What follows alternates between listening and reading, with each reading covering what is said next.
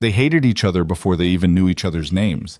But the most powerful man in the boardroom was the one destroying them both.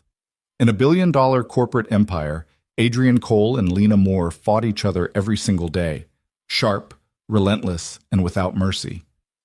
But that night in Chicago, when the hotel door closed and every mask finally dropped, they discovered the most terrifying truth of all.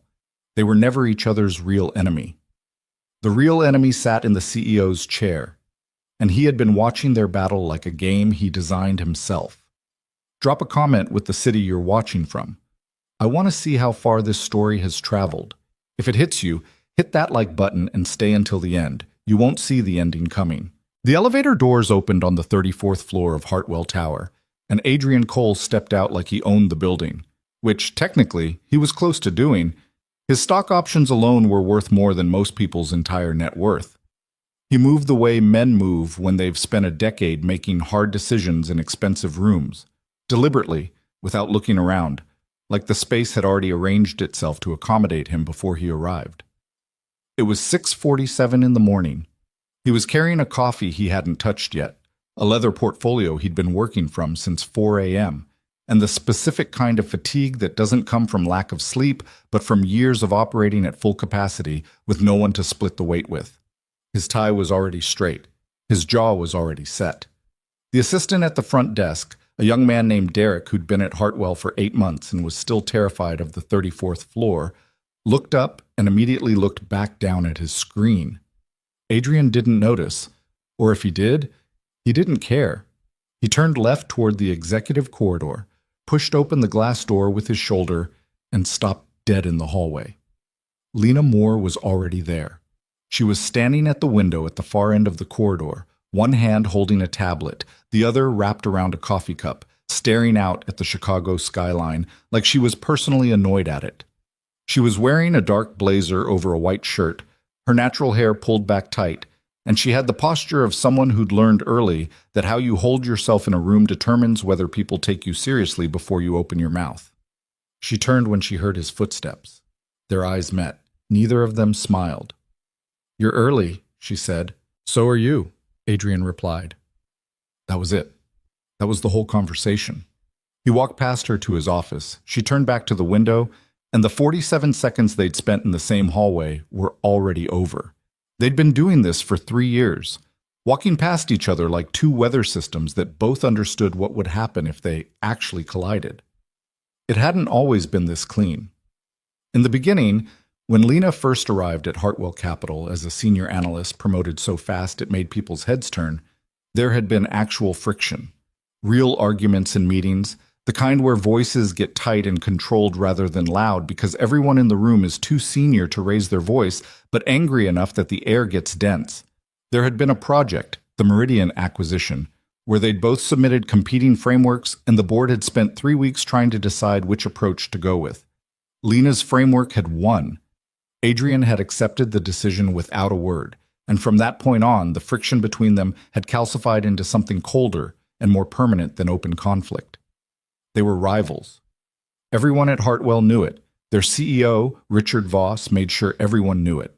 Richard Voss was 61 years old and had built Hartwell Capital from a mid-sized investment firm into one of the most aggressive corporate acquisition engines in the country. He was the kind of man who gave speeches about vision and legacy and then went home and slept fine no matter what had happened that day. He had silver hair, a firm handshake, and a way of making you feel chosen when he focused his attention on you, like you'd been selected out of a crowd for something important. Adrian had worked under him for 6 years, Lena for 3. Both of them had been told, at separate times, in separate conversations, that they were the future of the company. Both of them had believed it because Richard said it with such specific conviction, with such carefully chosen detail about their individual strengths, that it never occurred to either of them that he might be saying the exact same thing to both of them on purpose. The competition between them wasn't accidental. It wasn't the natural result of two ambitious people occupying the same space. Richard had engineered it carefully, the way you'd design a system, with inputs and outputs and feedback mechanisms that kept the machine running without anyone understanding how it actually worked. But neither of them knew that yet. What Adrian knew on that particular Tuesday morning in October was that the quarterly strategy review was in 3 hours and he hadn't slept more than 5 hours in the last 2 days. What Lena knew was that she'd gotten a message from Richard the previous afternoon saying he was impressed with the direction of her restructuring proposal, the same proposal that Adrian's team had been working to counter all week. They each carried this information separately, privately, like ammunition. The meeting started at 10. There were 12 people in the room, including Richard at the head of the table. Adrian sat on one side, 3 seats from the end. Lena sat directly across from him. This was not an accident. Richard always arranged the seating.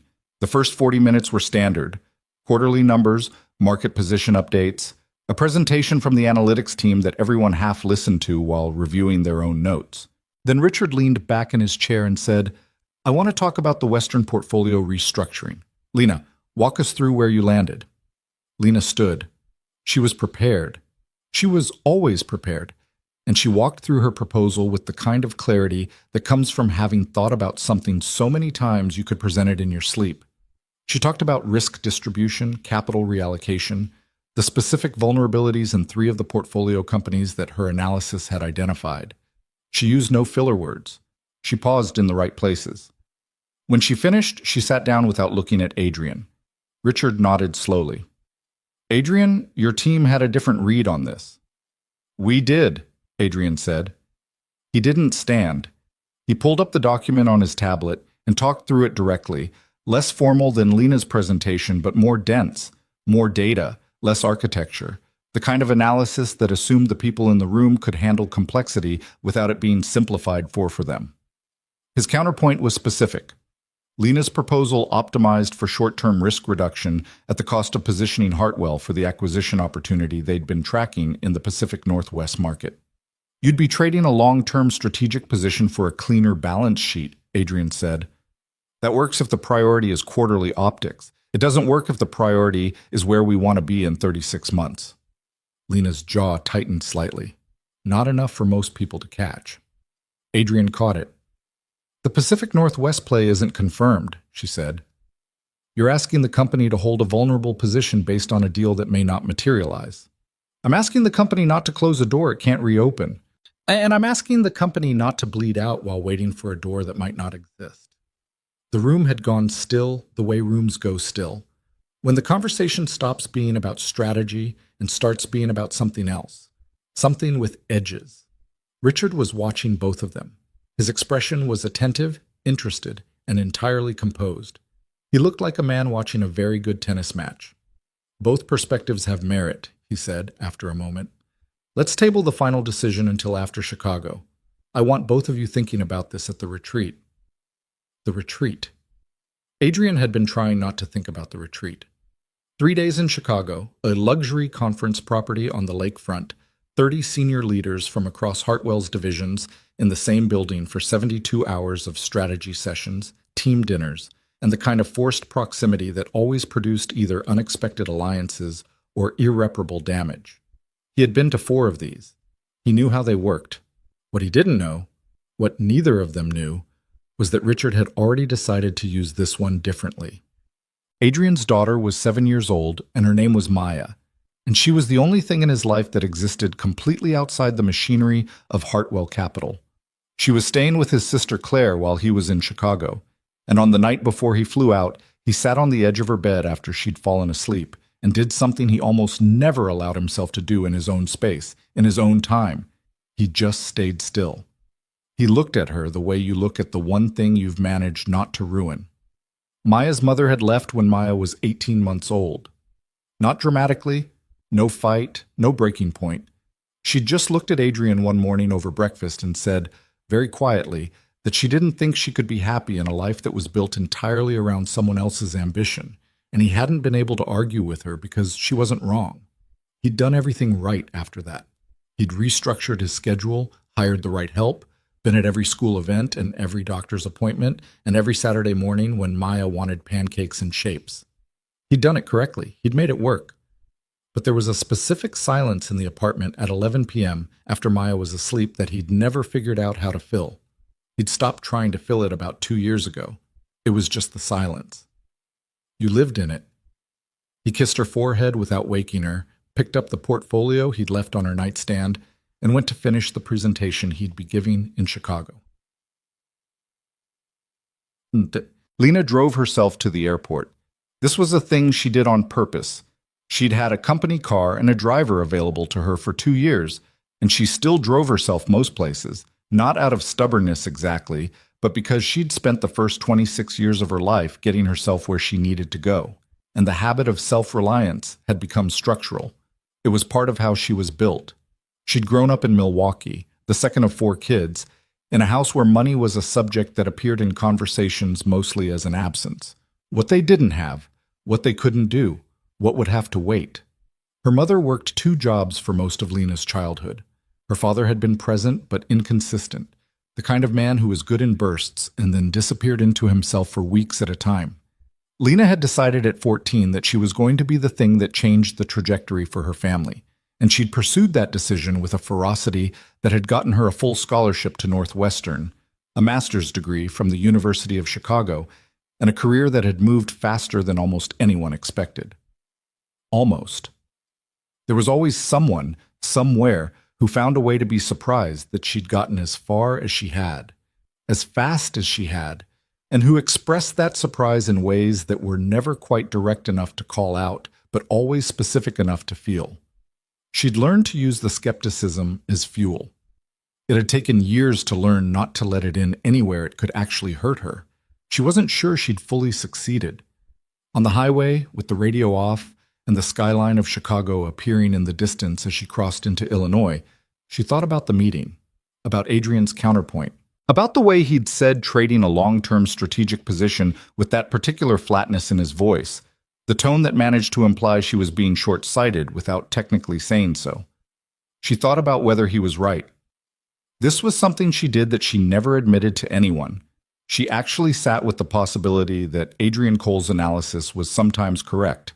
Not always. Not even usually. But sometimes. He was good at what he did, and she'd been at Hartwell long enough to know the difference between someone who was good and someone who just occupied a position that made them look good. Adrian Cole was actually genuinely good, which made him actually genuinely her problem. She pulled into the airport, found a parking space, and sat in the car for a moment with her hands on the wheel. She was tired. Not the tired that sleep fixes, the other kind. The kind that comes from performing a version of yourself every single day for so long that you start to lose track of where the performance ends and the actual person begins. She got out of the car, grabbed her bag from the trunk, and walked toward the terminal. Shoulders back, head straight. She had a retreat to get through. The Lakeview Grand was the kind of hotel that had been designed specifically to make you feel like the city had been arranged as a backdrop for your importance. 62 stories of glass and steel on the edge of Lake Michigan, a lobby with ceilings that made you look up even if you were trying not to, and the specific quality of silence that only comes from extremely good soundproofing and people who have learned to speak quietly because they don't need to perform volume. Hartwell had booked out an entire floor, 32 executives, support staff, and Richard's personal team. The schedule for the 3 days was packed. Sessions starting at 8 in the morning, dinners that ran until 10, the kind of structured togetherness that never felt quite natural but always produced something.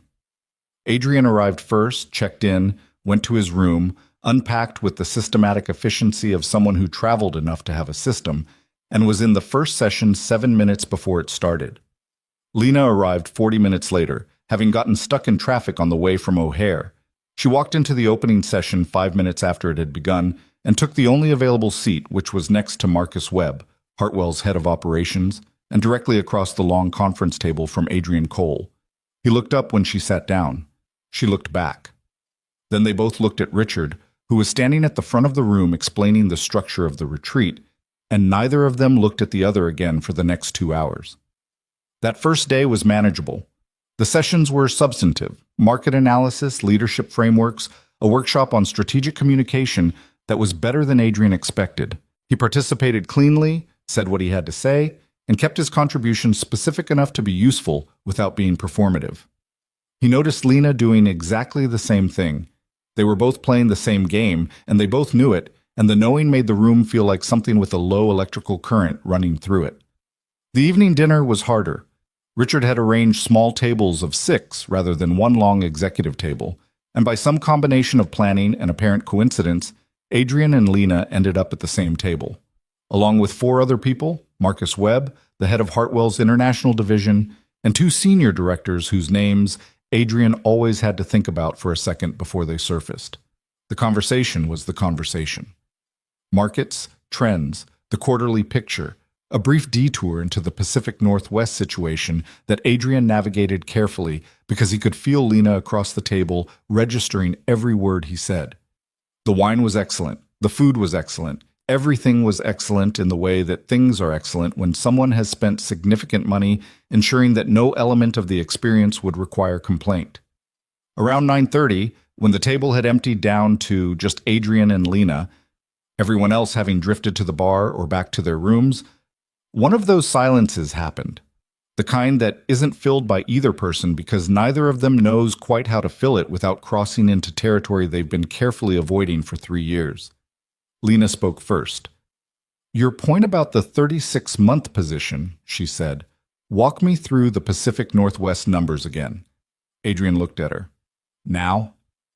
"I want to understand the actual math, not the presentation version." He studied her for a moment.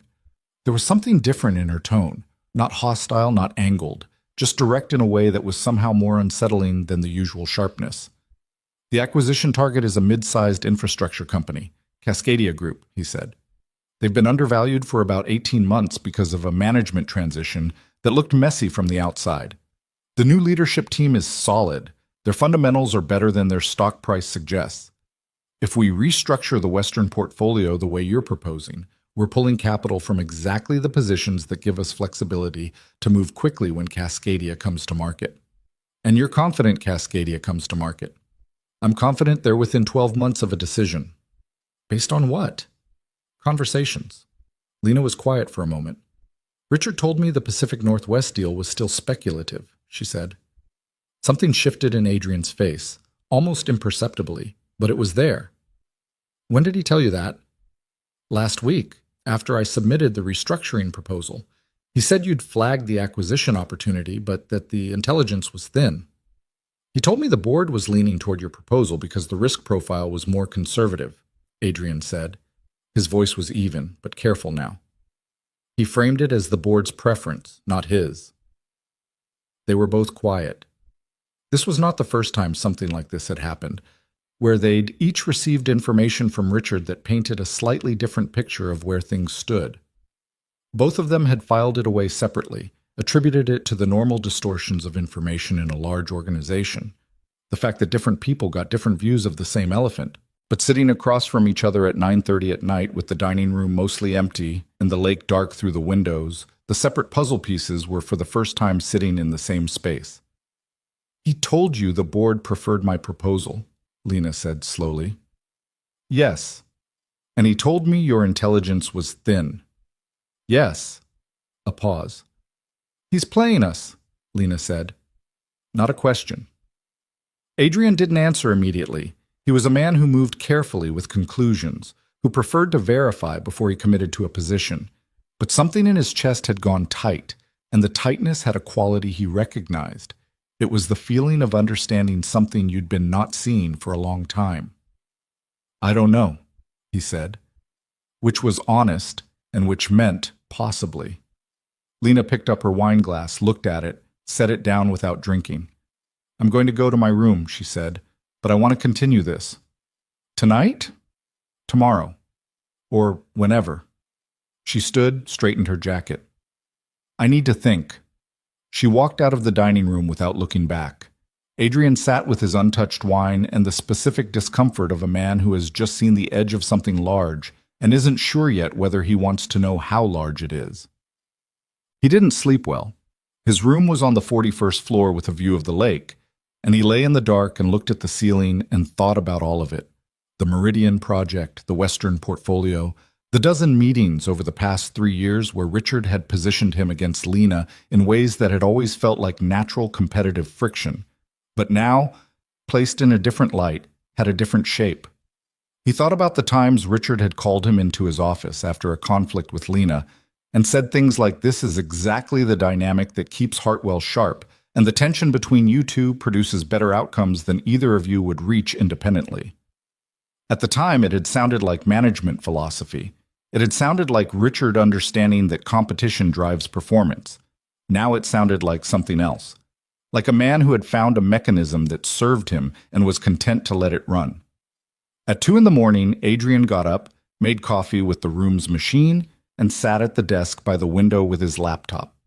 He wasn't looking for anything specific. He was just moving through documents the way he moved through discomfort, by doing something that felt like work. He opened the Meridian files, the original proposal, the counter-proposal, the board communications. He'd looked at these many times. He looked at them now with a different question in mind. Not what decision did we make, but who shaped what we each knew going into the decision. It was slow, and the hour was late, and he wasn't sure what he was looking for. But the discipline of looking was something. It was a place to put the feeling. The next morning, Lena was in the hotel gym at 5:15.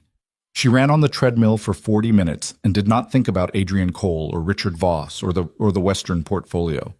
She thought about her mother, who had worked a double shift on the same Tuesday in 1998 when Lena had won a regional math competition, and who had called her at 10 p.m. from the parking lot of the restaurant she waitressed at to say she was proud of her. She thought about the specific feeling of that phone call, the payphone in the high school hallway, the way pride can land in your chest like something solid when you need it. She ran harder. She'd built everything she had out of things like that, out of phone calls from parking lots and scholarships, and nights when she studied until 2 a.m., not because she was disciplined, but because she was terrified of the alternative. She hadn't gotten to Hartwell by being comfortable. She'd gotten here by being willing to be uncomfortable in ways that other people weren't. She showered, changed, and was in the breakfast area by 7. Adrian was already there, sitting alone with a coffee and what looked like a restless night he was actively ignoring. She sat down across from him. He looked up. Neither of them said good morning. "I've been thinking about it," she said. "The pattern is consistent enough that it's not noise." "I looked at the Meridian files last night," he said. Her eyes sharpened. "And?"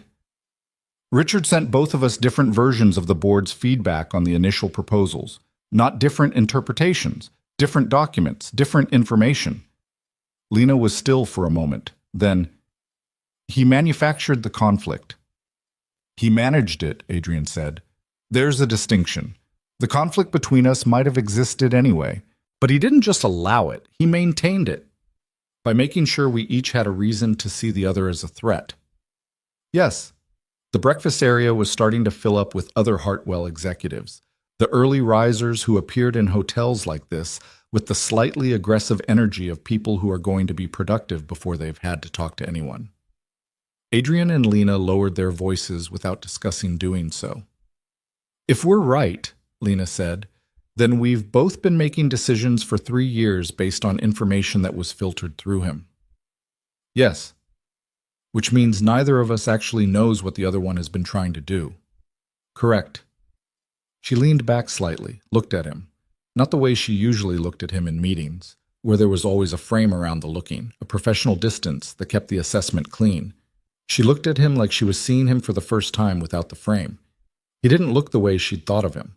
Or rather, he looked the way she'd known he looked, but the meaning of it was different now.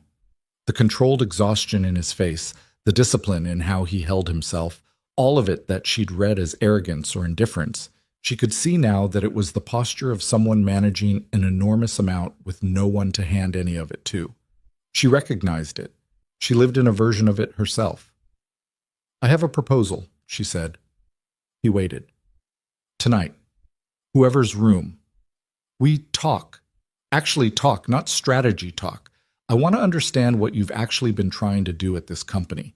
And you should understand what I've been trying to do, because if we've been working against each other based on false information, we need to know what the actual picture looks like." "That's a significant ask," he said carefully. "I know. We could be wrong about Richard." "We could be," she agreed. "But I don't think we are. And I think you don't think we are either." He was quiet for a long moment. Around them, the breakfast area continued to fill. Someone dropped a plate across the room, and the sound made 2 people flinch. My room, Adrian said finally. 9 o'clock. Lena nodded once and picked up her coffee. Don't be late, she said, and walked away from the table before he could respond. He watched her go and felt, for the first time in a very long time, that the ground under a situation he was standing in was genuinely uncertain. He didn't know what the night would produce. He didn't know if they were right about Richard. He didn't know what Lena Moore looked like when she wasn't performing competence in a room full of people who needed to see it. He'd spent 3 years thinking he knew exactly what kind of person she was.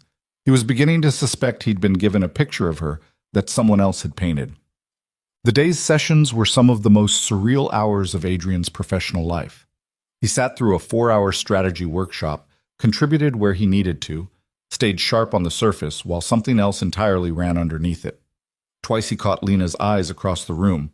Not the usual exchange, the mutual acknowledgement of two people measuring each other, but something with more information in it, a shared awareness that sat like a code between them. During the afternoon break, Richard pulled Adrian aside in the corridor. "You're doing well in there," Richard said, his hand on Adrian's shoulder, brief and firm. "The leadership team respects you enormously. I hope you know that." "I do," Adrian said. "Thank you. I want to talk to you about the Western portfolio decision before we go back." Richard's voice dropped into the register he used for serious conversations, the one that communicated gravity and shared confidence. "I'm going to be honest with you. I have concerns about Lena's proposal. The risk calculation is too conservative for where we need Hartwell to be. I think your instincts are right." Adrian looked at him. Richard's face was open, direct, one senior leader being honest with another. "What about the board's preference for the conservative approach?" Adrian said. A small pause. "That position is shifting. I'll be working the room over the next couple of days. I wanted you to know I'm in your corner on this." "I appreciate that," Adrian said.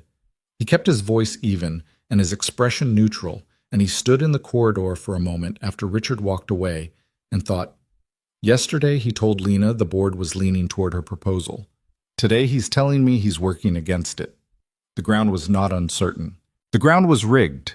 He just needed to understand the specific architecture of how. At 8:59, Lena knocked on the door of room 4118. Adrian opened it. He'd changed out of his suit into a plain dark shirt and slacks, which was somehow more disarming than if he'd still been in full professional armor. He stepped back to let her in without saying anything. The room was orderly, in the way hotel rooms become orderly when the person staying in them has a need for order. Not the original hotel arrangement, but something reorganized, the desk cleared and used for actual work, a legal pad with handwritten notes visible near the lamp. Lena sat in the chair by the window. Adrian sat on the corner of the desk. The city moved below them, indifferent. "Richard pulled me aside this afternoon," Adrian said without preamble. "Me too," Lena said. "This morning, after breakfast." "What did he tell you?" "That my instincts on the Western portfolio were right, that the board was moving toward my proposal, that he was going to make sure the decision reflected the conservative strategy." Adrian was quiet for a moment. "He told me the opposite." "I know." "He can't be telling both of us we're winning," he said. "So what is he actually doing?" "Keeping us both engaged," Lena said. "Keeping us both motivated to compete. If he tells you you're losing, you disengage. If he tells me you're winning, I lose faith in my own read.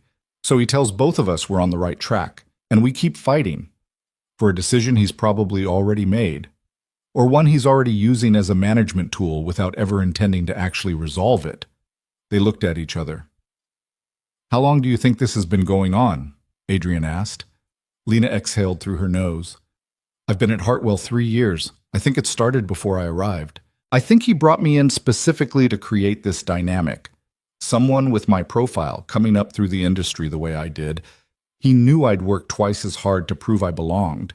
And he knew someone like you would feel the competition as a challenge to your authority." "Someone like me," Adrian said flatly. "I don't mean it as an insult. I mean he profiled us. He understood what would make each of us run faster." Adrian stood up from the desk and walked to the window, stood beside where she was sitting, and looked out at the lake. It was very dark at the far edge, where the city lights stopped and the water turned into something else entirely. He told me, when he hired me, that he needed someone who could build legacy, Adrian said. Not just results, legacy. He said most executives optimized for their own tenure, and he needed someone with a longer horizon. He told me he needed someone who would never be comfortable, Lena said quietly. Someone who would never feel like they'd arrived. He said comfortable executives were dangerous executives. A long pause. He weaponized the things we actually believed about ourselves, Adrian said. Lena didn't answer for a moment. When she did, her voice was different. Not the meeting voice, not the corridor voice, but something without a performance in it. I've given 3 years to a competition that wasn't real, she said. Every decision I've second-guessed, every proposal I've built a counter-narrative around. I was doing it based on a picture of you that he painted, not the actual you.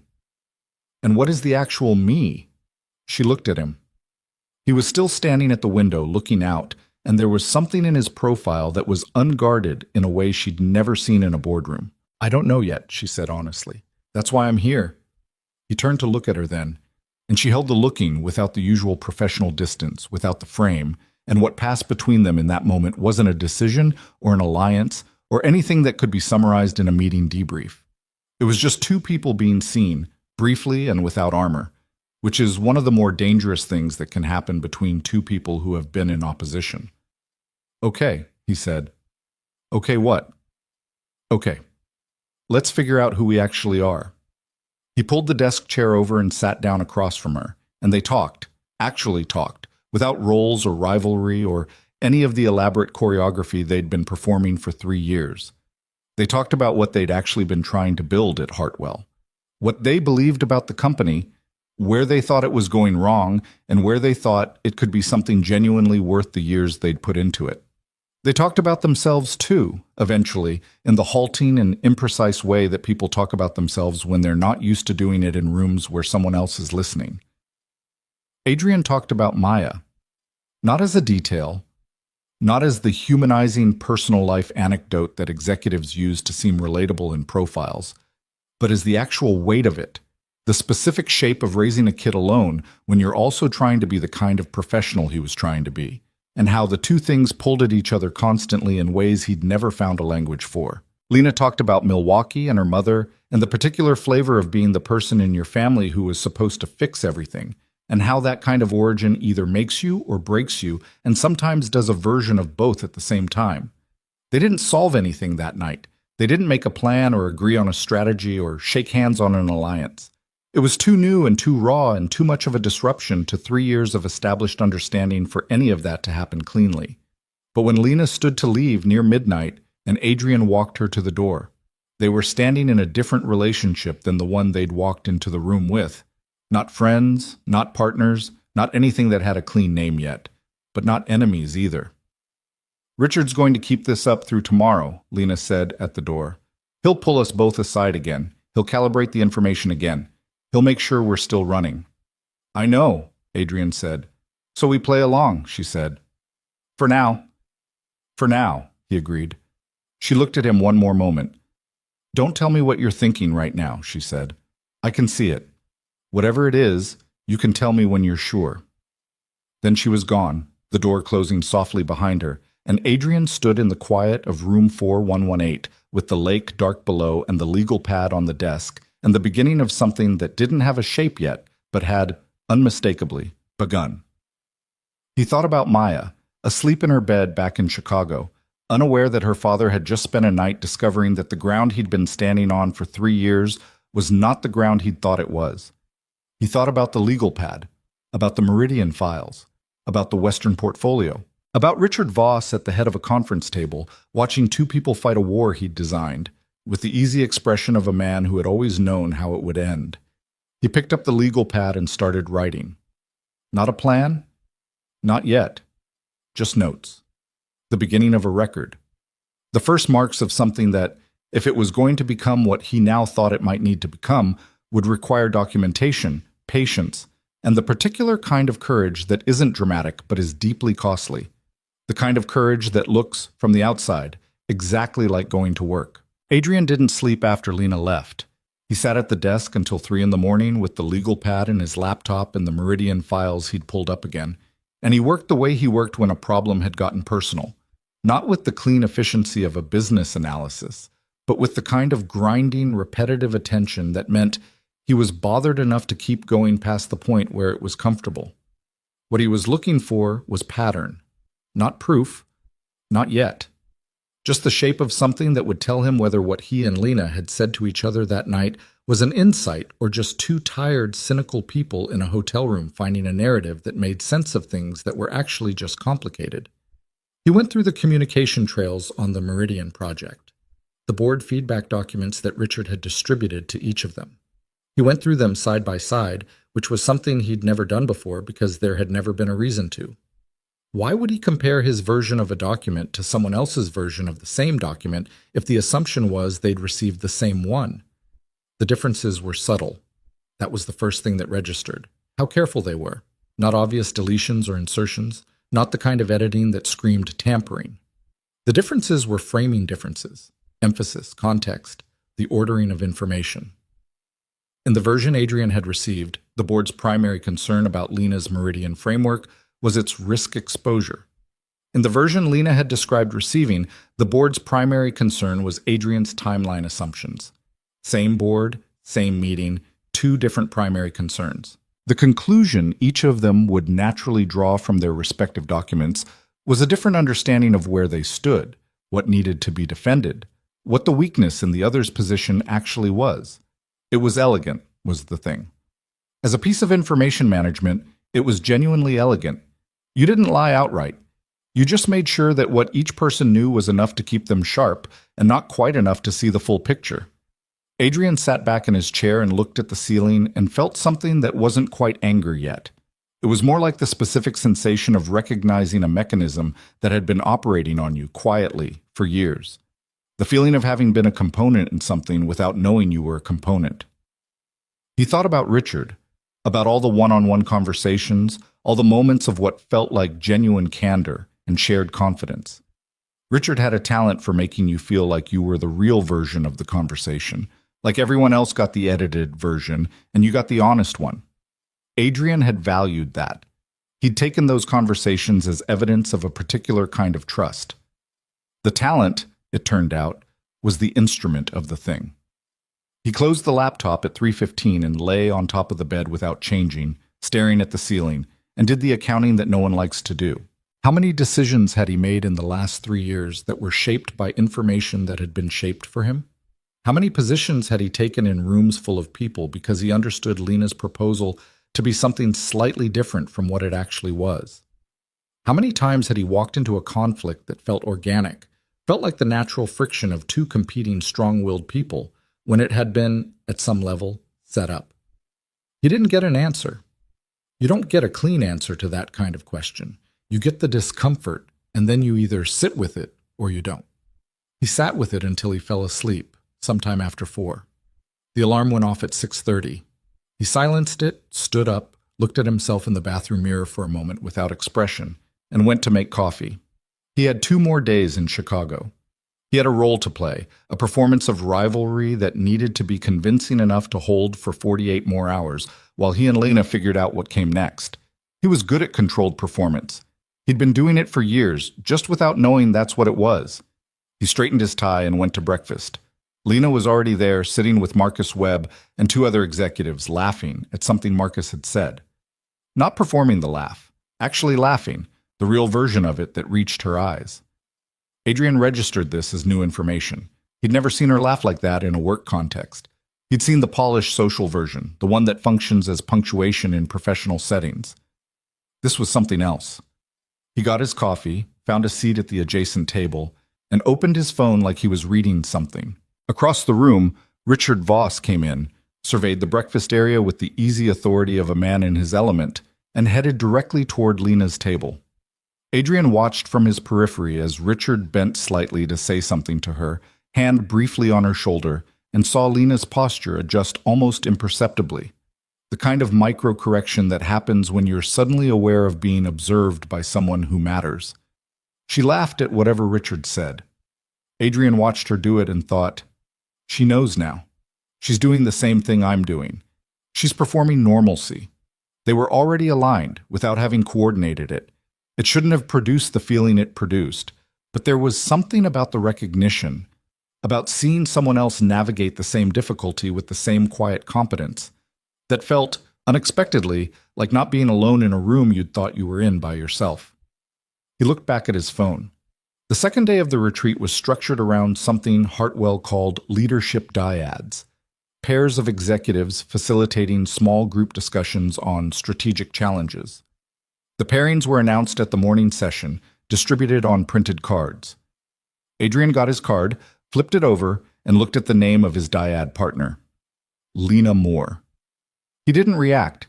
He folded the card, put it in his jacket pocket, and listened to Richard explain the structure of the exercise. Across the room, he could feel Lena looking at him.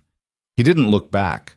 Richard was still talking, something about the value of working across competitive perspectives, when Adrian let himself think about whether the pairing was intentional. Of course it was intentional. Richard arranged everything. The question was whether this particular arrangement was Richard's standard manipulation, putting them together to generate productive friction, or something else. Whether Richard had noticed something between them the previous night and was making a move. No.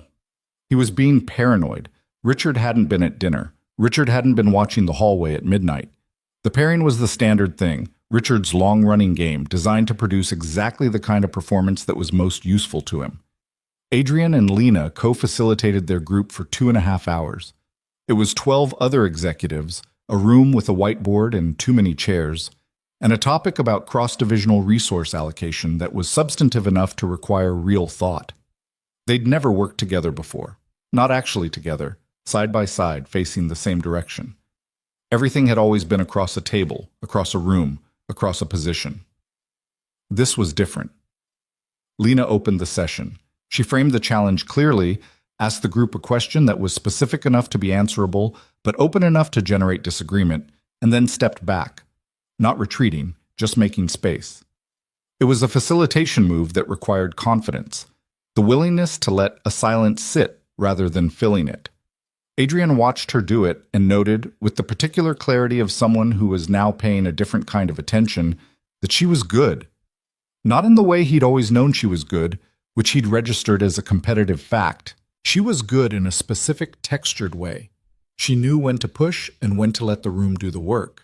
She heard the things people were almost saying and found the right question to make them actually say them. She had a patience with productive discomfort that most facilitators didn't have. He picked up where she left back down, shifted the discussion toward the structural question underneath the resource argument, and felt her tracking alongside him. Not just following, but understanding exactly where he was going before he got there, and being ready to receive it. About 40 minutes in, one of the executives, a director named Patterson from the risk division, a man who had opinions and expressed them frequently, started pushing back on a framework Adrian had laid out. The pushback was the kind that starts as a question and ends as a statement of the opposite position. I think the assumption here is that division leaders can prioritize cross-divisional benefit when their own metrics are divisional, Patterson said.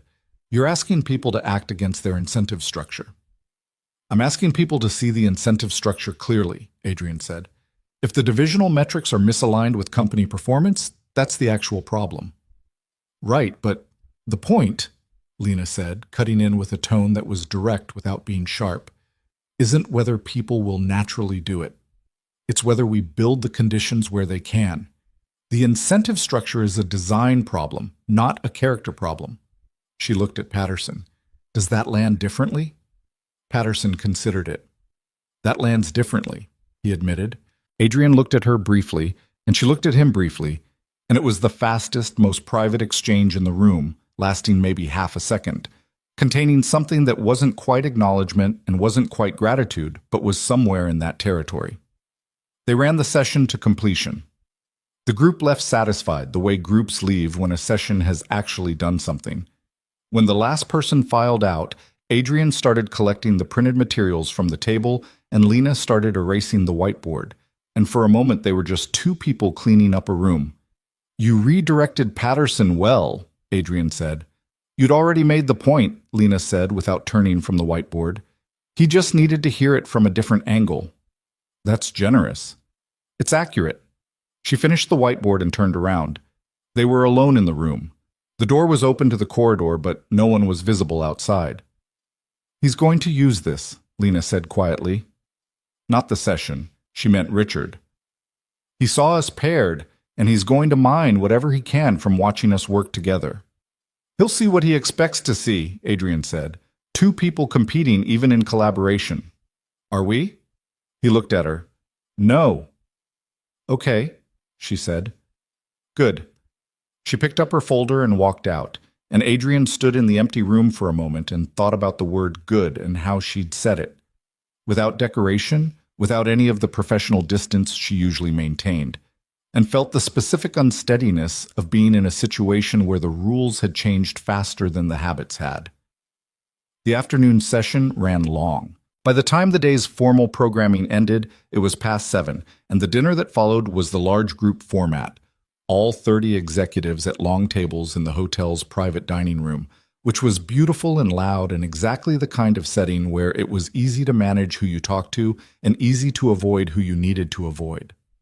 Adrian sat between Marcus Webb and a division head named Carolyn Tate, whose area he knew less about than he should have, and he was genuinely interested in what she told him about the complications of their European operations. And he ate his dinner and participated in the conversation and kept the performance clean. He could see Lena 4 seats down on the opposite side of the table, doing the same thing, engaged, present, socially precise. He could also see Richard at the head of the table, and he watched Richard in a way he'd never watched him in a dinner setting before, not as the person in charge of the room, not as the audience for the evening's performance, but as a subject. He watched how Richard moved his attention around the table, the specific rhythm of it, who he acknowledged when, where his eyes went between conversations. And he saw it. Once you knew what you were looking for, you saw it. Richard watched Lena and Adrian's end of the table the way you watch a machine you've built, with the specific low-level attention of someone making sure it's still running, not overt, not constant, but present. The attention of ownership. Adrian picked up his wine glass, took a drink, and put it down. Across the table and 4 seats down, Lena was listening to something the person beside her was saying, and she was listening with her whole face, but her eyes moved briefly to find his, and the fraction of a second that they held was enough. She'd seen it too. After dinner, the executives dispersed to the hotel bar and the lounge and their rooms. Adrian excused himself from a conversation with Marcus at the bar, said something about an early call, and took the elevator to the 41st floor. He was in his room 11 minutes before Lena knocked. He opened the door. She looked tired in a way she hadn't let show during the day. The kind of tired that accumulates behind a sustained performance and surfaces only when the performance is no longer necessary. "He was watching us at dinner," she said, stepping inside. "I know. I saw." He looked satisfied. She sat in the window chair again, same position as the night before, like she was claiming it. Whatever he's built, it's running the way he wants it to run. He's not worried. "He doesn't know what we know," Adrian said, "which means we have time." She looked at him. "But not much. If he thinks we're still competing, he won't touch the dynamic. If he ever gets a sense that something has changed between us, he'll move to disrupt it before it develops." "How would he disrupt it?" "I don't know exactly, but he has options. He could reassign one of us. He could manufacture a conflict serious enough to fracture whatever we're building. He's done it before. I just didn't recognize it as that when it happened." Adrian moved to the desk, sat on its edge, crossed his arms. "Tell me about that." Lena looked at her hands for a moment. "About 8 months in," she said, "there was a situation with the Belcourt account. Do you remember it?" "Belcourt was your project." "It was my project, and it was going well. Better than the original projections. I had the client relationship in a good place, the numbers were strong, and I was starting to get visibility with the board." She paused. "And then there was a miscommunication about the fee structure. The client received a document with incorrect numbers that made it look like we'd changed the terms without telling them. The client was furious. I spent 3 weeks managing the fallout, and by the time it was resolved, the momentum was gone." "What happened to the document?" "That's the thing. I never found out. The official explanation was an administrative error. Someone in communication sent an outdated version, but the document that was sent had a version number that was newer than the correct document. Someone had created it after the fact. Adrian was quiet. I filed it away, Lena said. I didn't have proof of anything, and I needed the political capital to manage the fallout more than I needed to make accusations I couldn't back up. But I've thought about it since. Who benefits from the Belcourt account slowing down? Who had the access and the motivation? Richard, Adrian said. Or someone working for Richard? Yes. He didn't want you moving too fast, Adrian said slowly. He needed you in competition with me, not in a position where you were outpacing me. If you got too far ahead, the dynamic he'd built between us would collapse. That's what I think. The window was dark, the lake invisible at this hour, just the suggestion of open space beyond the glass. Adrian uncrossed his arms, leaned forward slightly. I need to know something, he said. She waited. The Pacific Northwest deal, the Cascadia acquisition. Do you actually think the intelligence is thin, or was that Richard's characterization? She was quiet for a moment, thinking honestly rather than quickly. He respected that. She didn't answer before she had the real answer. I've never looked at the Cascadia intelligence directly, she said. Everything I know about it came through Richard. He framed it as your initiative, speculative, not board-ready. I accepted that framing because I had no reason not to. The Cascadia intelligence is not thin, Adrian said. I've had conversations with people inside the company, directly, not through intermediaries. They're 12 to 18 months from a transition. The new leadership team wants a strategic partner, not just a buyer. Hartwell is positioned perfectly for it. It's one of the better acquisition opportunities I've seen in 6 years here. And Richard told me it wasn't. Because a successful Cascadia acquisition driven by my intelligence would have put me in a stronger position than he wanted me in, Adrian said. So he managed the information to make sure my proposal appeared weaker than it was. Lena rubbed the side of her face with her hand, a gesture he'd never seen her make in any professional setting, purely private, the gesture of someone who is genuinely tired and genuinely frustrated. We've both been working at 60% of what we could have done, she said, because he's been bleeding off the other 40 to maintain the competition. And the company has benefited from it, Adrian said. That's the honest part. The competition does produce results. It's not entirely cynical. There's performance value in what he's built. We've both done good work. But we'd have done better work if we'd known what the other one was actually doing. Yes. And he knew that, Lena said. Which means he chose the performance value of our competition over the actual strategic value of our collaboration. Which means, she stopped. It means his priority isn't the company's performance, Adrian finished. It's his control of the company's performance. Those are different things. The room was quiet for a moment. Okay, Lena said. She sat forward, put her elbows on her knees. So here's where I am. I think we need to build a record. Not just impressions, actual documentation. Internal communications, the document trails, anything that shows the pattern of information management. Because what we have right now is a theory and a set of experiences that individually could be explained other ways. I started last night, Adrian said. He picked up the legal pad and handed it to her. She took it, read through the notes. Her expression shifted as she read. Not dramatically, but in the way that expressions shift when the thing on the page confirms what you already suspected, but hoped was wrong. The Meridian document comparison, she said. If you still have the version you received, we can put them side by side. I have everything, she said. I keep everything. It's a habit from earlier in my career, Day. You learn early that in corporate environments, documents have a way of disappearing when they become inconvenient. Where do you keep it? Cloud storage, separate from Hartwell's systems. Personal account, not connected to anything company owned. She looked up from the legal pad. You? Same. Not a habit I'd have called paranoid until tonight. She almost smiled. Not quite, but the near version of it. Not paranoid, experienced. She handed the legal pad back to him. We can't do this fast, she said. If we move too quickly or ask for documents that are outside our normal access patterns, it flags. We need to build this the same way we build everything else, methodically, quietly. And in the meantime, we keep performing. We keep performing, she agreed.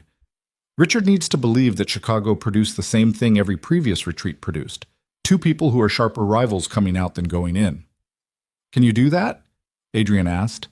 The question sat between them for a second. It was a real question.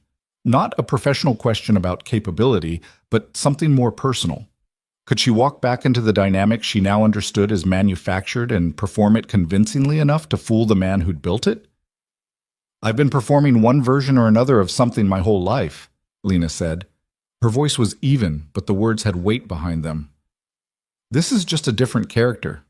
He nodded slowly. He understood exactly what she meant, and the understanding was not comfortable, and neither of them pretended it was. I'm going to need to push back against your proposal publicly tomorrow, he said. Richard will expect it after today. I know. I'm going to criticize your Cascadia numbers, based on the thin intelligence framing he gave you, which I now know is false, but which I'll use anyway. She looked at him steadily. For a period of time, we're going to have to do things that aren't honest, in service of something that is. I know. I just need to say it out loud, she said, because I've spent 3 years in an environment shaped by dishonesty, and I don't want to become something I can't find my way back from. That landed. It landed in a specific place, in the part of him that had spent 6 years telling himself that the compromises he made were necessary and strategic and not actually compromises. He'd gotten very good at the framing. He wasn't sure he'd been as honest with himself about the cost. I hear that, he said. And then, because it felt important to say it, I've done the same thing. Told myself the things I went along with were just how it works. They weren't always. Lena looked at him for a moment, not evaluating, just looking, the way people look at each other when something true has been said. We should both get some sleep, she said. Yeah. She stood. He walked to the door. She stepped into the corridor and then turned back, one hand on the doorframe. Adrian. Yeah. The Cascadia deal. When this is over, when we're not performing anymore, I want to actually read the intelligence file. He looked at her. Why? Because I think it might be the best acquisition opportunity I've seen in 3 years, she said. And I'd like to work on it with someone who isn't trying to make me fail. He held the door, didn't say anything for a moment, and then said, I'll send you the files. She nodded and left, and he stood in the doorway watching the empty corridor for a moment before closing the door. He sat back down at the desk. The legal pad was in front of him, Lena's handwriting visible in the margin where she'd added a note while reading. A date, a reference number, her brain already cross-indexing with something she remembered. Her handwriting was fast and angular, and nothing like the composed professional presence she put into rooms. He looked at it for a long time. Then he opened his laptop and began building the actual documentation structure. Not notes anymore, not impressions. A real record, the kind you build when you're preparing to go somewhere with it. The process was slow and the hour was late, and his eyes were tired. He worked anyway. There was a particular clarity that came from having a real purpose behind the work, from knowing that what you were building wasn't just useful, but necessary. He hadn't felt that about this job in a while. He'd been going through the motions of ambition for long enough that the motions and the feeling had started to separate. They weren't separate right now. Around 2 a.m, he sent an email, short, professional, from his personal account to Lena's personal account, not Hartwell Systems. Just a subject line. Starting the file structure. Take a look when you can. He attached a folder. Her reply came 7 minutes later, which meant she was also awake at 2 a.m, also at her desk, also working. The reply was 3 words. I see it. And then, 30 seconds later, a separate message. Go to sleep. He almost laughed. Not quite. The hour was too late and the situation too serious. But almost. He closed the laptop, turned off the desk lamp, and lay down in the dark. The third day of the retreat had a different texture than the first 2, partly because it was the last day, and last days of these things always had a particular quality. The exhaustion of sustained performance mixing with the relief of almost being done, but partly because of something that Adrian now understood as presence. When you've changed what you know, you see things you didn't see before, and the seeing takes energy. He watched Richard work the room that morning with new eyes. He watched the specific moves, the hand on the shoulder, the murmured private exchange, the way Richard positioned himself between people rather than above them. The patient accumulation of small acts of confidence building that added up, over time, to something that looked like genuine leadership, but functioned more like dependency. Richard made people feel seen. He made people feel like the relationship they had with him was individual and irreplaceable. It was the feeling of being chosen. Adrian had felt it. He'd been inside it for 6 years without knowing it was a mechanism.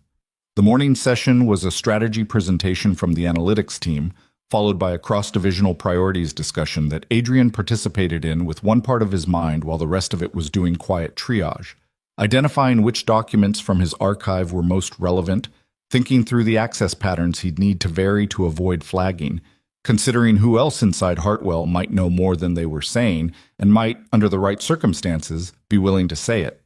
He was thinking like someone building a case. It was different from thinking like someone performing a role. He hadn't realized how much of the last 6 years had been the second. Richard pulled him aside after lunch. The corridor off the main conference room, the same move he'd made 2 days before. Private, conspiratorial, chosen. One more day and then everyone goes back to their corners, Richard said, with the warm authority of a man who considers himself above the fighting but closely interested in its outcome. I want to say, I've been impressed this week. You brought your best. Thank you, Richard. The Cascadia situation. Richard's voice dropped a register. I want you to know I'm looking at the numbers myself. I haven't made any commitments to Lena's position on this. I appreciate that. You've always had good instincts on acquisition targets, Richard said. The board knows that. I know that. Adrian looked at him. 6 years of learned response said, feel grateful, feel seen, carry the warmth of this conversation into the room and let it shape how you work. The new understanding said, he's managing you right now. He'll say the equivalent thing to Lena this afternoon. I'm glad to hear it, Adrian said. His voice was completely smooth. I've put a lot of work into the Cascadia intelligence. And it shows. Richard's hand on his shoulder. Get some rest tonight. Big quarter ahead. He walked away. Adrian stood in the corridor and breathed through the specific feeling of watching a mechanism operate on you in real time and not being able to stop it, only to see it. The afternoon closed out the retreat with what Richard called an open strategy conversation, loosely structured, executives raising questions about Hartwell's direction, the kind of discussion that was valuable and also served as a temperature check for Richard on where the organization's thinking was. Adrian contributed twice, substantively and strategically, and watched Lena contribute across the room, once pushing back on a point about European market timing that had more edge in it than the discussion strictly required, which was her way of reminding the room that she was sharp and not accommodating and still fighting. It was well done. It was performance, but it was good performance, built on real knowledge and real instincts, which was what good performance always was. On the last evening, the retreat ended with cocktails in the hotel's rooftop space. The whole group, no agenda, the easy disintegration of a structured event back into ordinary social mechanics. People clustered into the groupings they'd naturally form. The European division people together, Marcus and his crew, the analysts who'd been in presenter roles all week finally relaxing in visible ways. Adrian was standing near the railing with a drink, looking at the lake, the real lake this time, visible in the early evening light, big and gray-green and reminding him in a specific way that the world was larger than the room he'd been sitting in for 3 days. Lena appeared beside him, not dramatically. She just moved through the crowd and ended up there, natural as gravity. Last night in Chicago, she said. Yeah. You got what you needed? Enough to start, he said. You? More than I expected. They stood looking at the lake. Around them, conversations continued, glasses clinked. Richard held court near the door with 3 board members who'd flown in for the last evening. When we're back, Lena said quietly. Same building, same floor, same hallway at 6:47 in the morning. Same everything. Except not.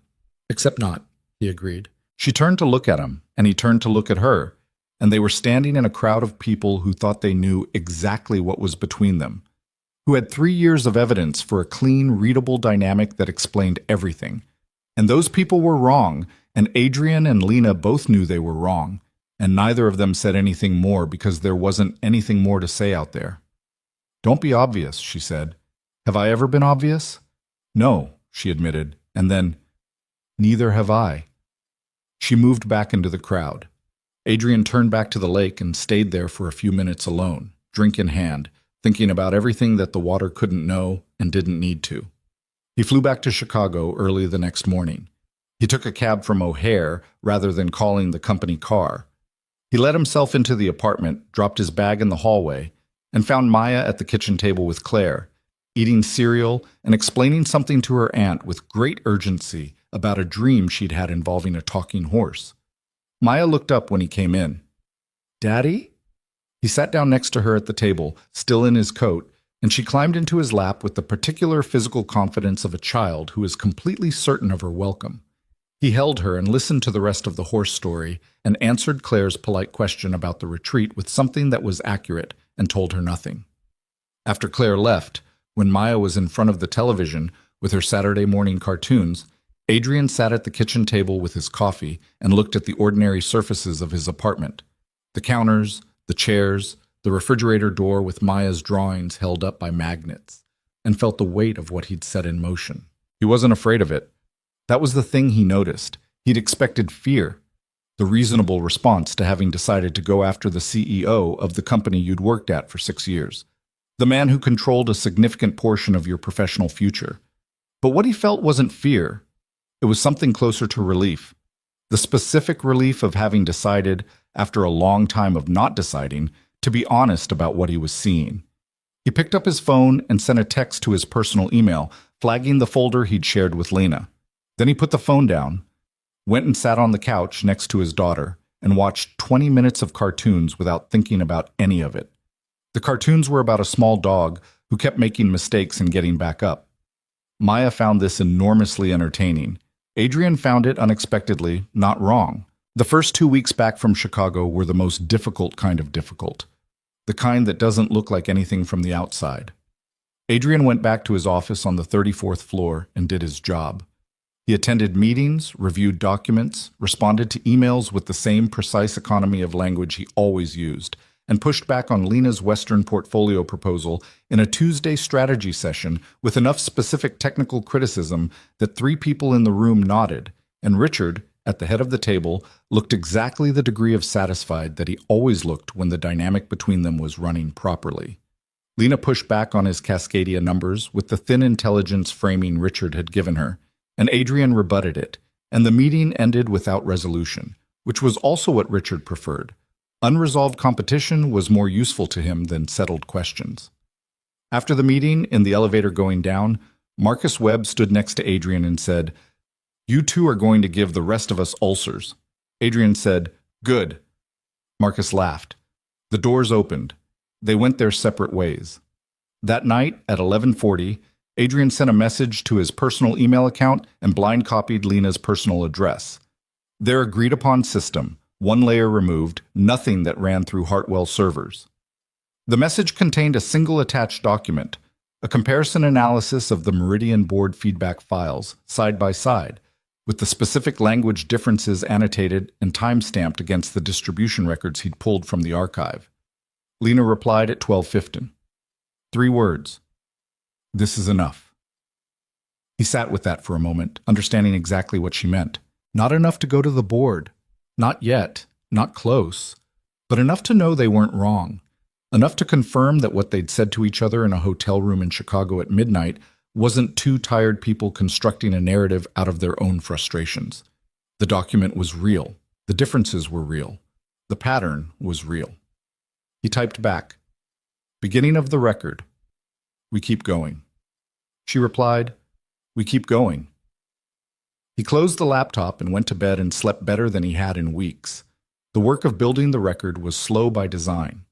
They had both agreed in their second conversation in Chicago that the pace needed to look like no pace at all, like nothing was happening outside of the ordinary operations of 2 people doing their jobs and competing with each other in the ways they'd always competed. The document archive they were building had to be assembled from materials that were already within their normal professional access, pulled in patterns that wouldn't show up as anomalous on any audit trail.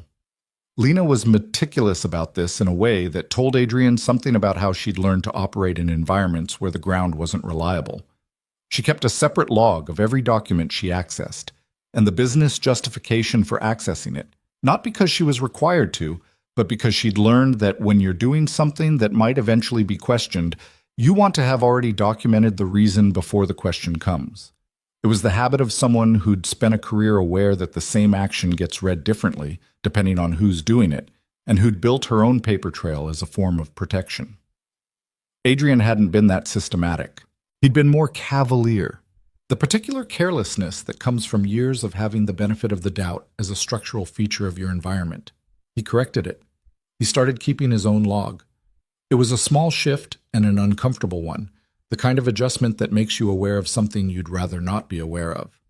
They didn't communicate directly at work beyond what was normal. The regular antagonism of two executives with competing positions, nothing warmer and nothing colder. They had a system, personal email accounts on personal devices, always after business hours, always brief. The longer conversations happened differently. It started with a Tuesday. Adrian needed to get to a meeting in the Hartwell Building's South Tower. Lena happened to be walking the same route, and they ended up in a corridor that had no cameras for approximately 90 seconds. They exchanged 4 sentences. It was efficient and strange, and felt more like a covert operation than anything either of them had done in their professional lives, which said something about how carefully Richard had constructed the environment around them. After that, they got better at finding the gaps. The elevator that ran to the parking structure that had a 30-second window, the stairwell between 32 and 34 that no one used because it was faster to take the elevator, the coffee shop 3 blocks from the Hartwell building where they could sit at separate tables and have a conversation that looked, to anyone passing, like 2 strangers who happened to end up at adjacent tables and fell into a work discussion. It was not comfortable. It was not elegant. It was 2 people doing something necessary with the tools available. The coffee shop was where they had the conversation that changed the shape of what they were building. It was a Thursday afternoon in late October. The weather had gone cold the way Chicago goes cold, which is not subtle. It had been 52 degrees on Monday and 37 on Wednesday, and the wind off the lake was the kind that has opinions. Lena got there first, sitting at a table near the window, her hands around a coffee she'd been holding long enough that it was probably cold, her attention on her phone with the focused blankness of someone thinking hard about something that isn't on the screen. Adrian got his coffee, sat at the adjacent table, pulled out his own phone. Anyone looking at them would have seen 2 professionals killing time. "I found something," Lena said. Her voice was low, completely conversational. She didn't look up from her phone. "What kind of something?" "Financial, there's a set of internal transfers, minor ones, they look like operational budget adjustments, that run through a Hartwell subsidiary called Vantage Consulting. Vantage is listed as a strategic advisory firm, but I can't find any record of them doing actual advisory work. No deliverables, no meeting minutes, no engagement documentation." Adrian was still. "How much?" "In the transfers I can see about 400,000 over the past 18 months, but the transfers are structured, just under the threshold that would trigger automatic review, which means whoever set them up knew the threshold." "That's not careless," Adrian said. "No, it's deliberate, and it's the kind of deliberate that doesn't leave footprints if you're not specifically looking for it." She finally looked up from her phone, briefly, in the way of someone checking the time. "I was looking for something else entirely. I found this by accident." "What were you looking for?" "The Belcourt document, the one I mentioned in Chicago. I wanted to find out where it originated, which account created it, which device. I was going through the file metadata and I ended up in a connected archive that had these transfer records as attachments to what looked like standard operational memos." She paused. "The memos don't say what Vantage is for, but the transfer amounts and the structure. Adrian, someone is taking money out of this company through a shell entity and covering it with budget language. You can't say that for certain based on what you've described." "No," she agreed. "I can't, but I can say it's anomalous enough that if I'd found it in any other context, I'd have flagged it immediately." She looked down at her phone again. The reason I didn't flag it immediately is that Richard's name is on two of the authorization signatures. The coffee shop was warm and loud, with the particular afternoon crowd of remote workers and students, and someone at the counter was ordering a very complicated drink with great patience. And outside the window, a woman was pushing a stroller against the wind with her whole body. All of it continued entirely normally while Adrian sat with what Lena had just said. "You're sure it's his signature?" "I'm sure it matches the authorization format he uses. I'm not a forensic accountant," which is exactly the problem. We need someone who is. We need someone who is, who we can trust, who won't run to Richard or the board before we have the full picture. She picked up her coffee, realized it was cold, set it back down. "Do you have anyone like that?" Adrian thought about it. Went through the list of people he'd worked with over 6 years, assessed them for loyalty, discretion, motive, the specific combination of capabilities and trustworthiness that the situation required. The list was shorter than he would have expected 6 years ago. It had been whittled down, over time, by the particular social architecture of Hartwell, by the way the company's internal culture made loyalty to Richard feel like loyalty to the institution, so that most people would have considered going to Richard with information like this to be exactly the right thing to do. "There's someone," he said. "His name is James Okafor. He was at Hartwell for 4 years as a forensic auditor. He left about a year ago to go independent." Why did he leave? Officially, he wanted to build his own practice. Unofficially, he was doing an audit on the North American operations, and it got shut down before he finished. He was never told why. Adrian paused. "He and I had a conversation about it, about a week before he left. He was careful in what he said, but he was also clearly bothered." Lena was quiet for a moment. "Is he the kind of person who would have held on to the unfinished audit work?" "Yes," Adrian said without hesitation. "He absolutely is." "Can you reach him?" "I have his number. I haven't called him in 8 months." "That's fine. Call him." She stood, picked up her coat. "But Adrian, if he's held on to that work, if it connects to what I found, then what we have isn't just a record of information management. We have evidence of something the board will not be able to overlook." "I know." "Which means the stakes just changed." "They changed in Chicago," he said. "We just didn't know how far." She left. He sat at the table for a few more minutes with his coffee and the weight of James Okafor's name sitting in the space she'd left. He called James that evening from his personal phone, sitting in his car in the parking structure beneath his apartment building, because it was one of the few places he was completely confident no one from Hartwell ever was. James picked up on the third ring. "Adrian Cole." "Hey, James." "It's been a while." James's voice was careful. Not unfriendly. The warmth was real, but there was a quality of assessment behind it, the voice of someone who'd learned to be careful about unexpected calls from people connected to a place he'd left under complicated circumstances. "It has," Adrian said.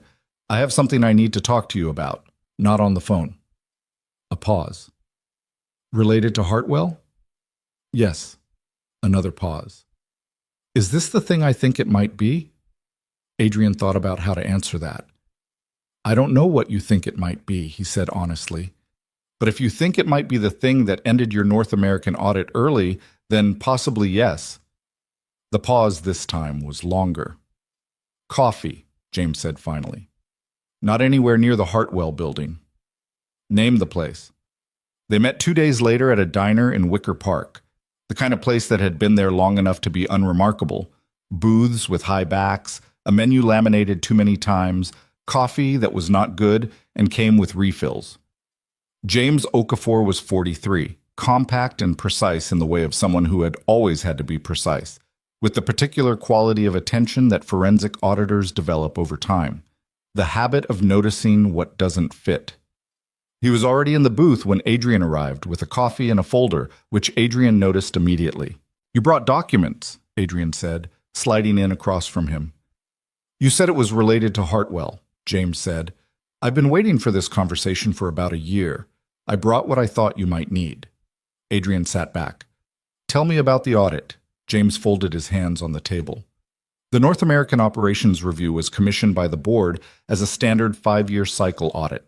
I was 12 weeks into an 18-week process. The scope included operational spending, subsidiary structures, and executive compensation benchmarking. He paused.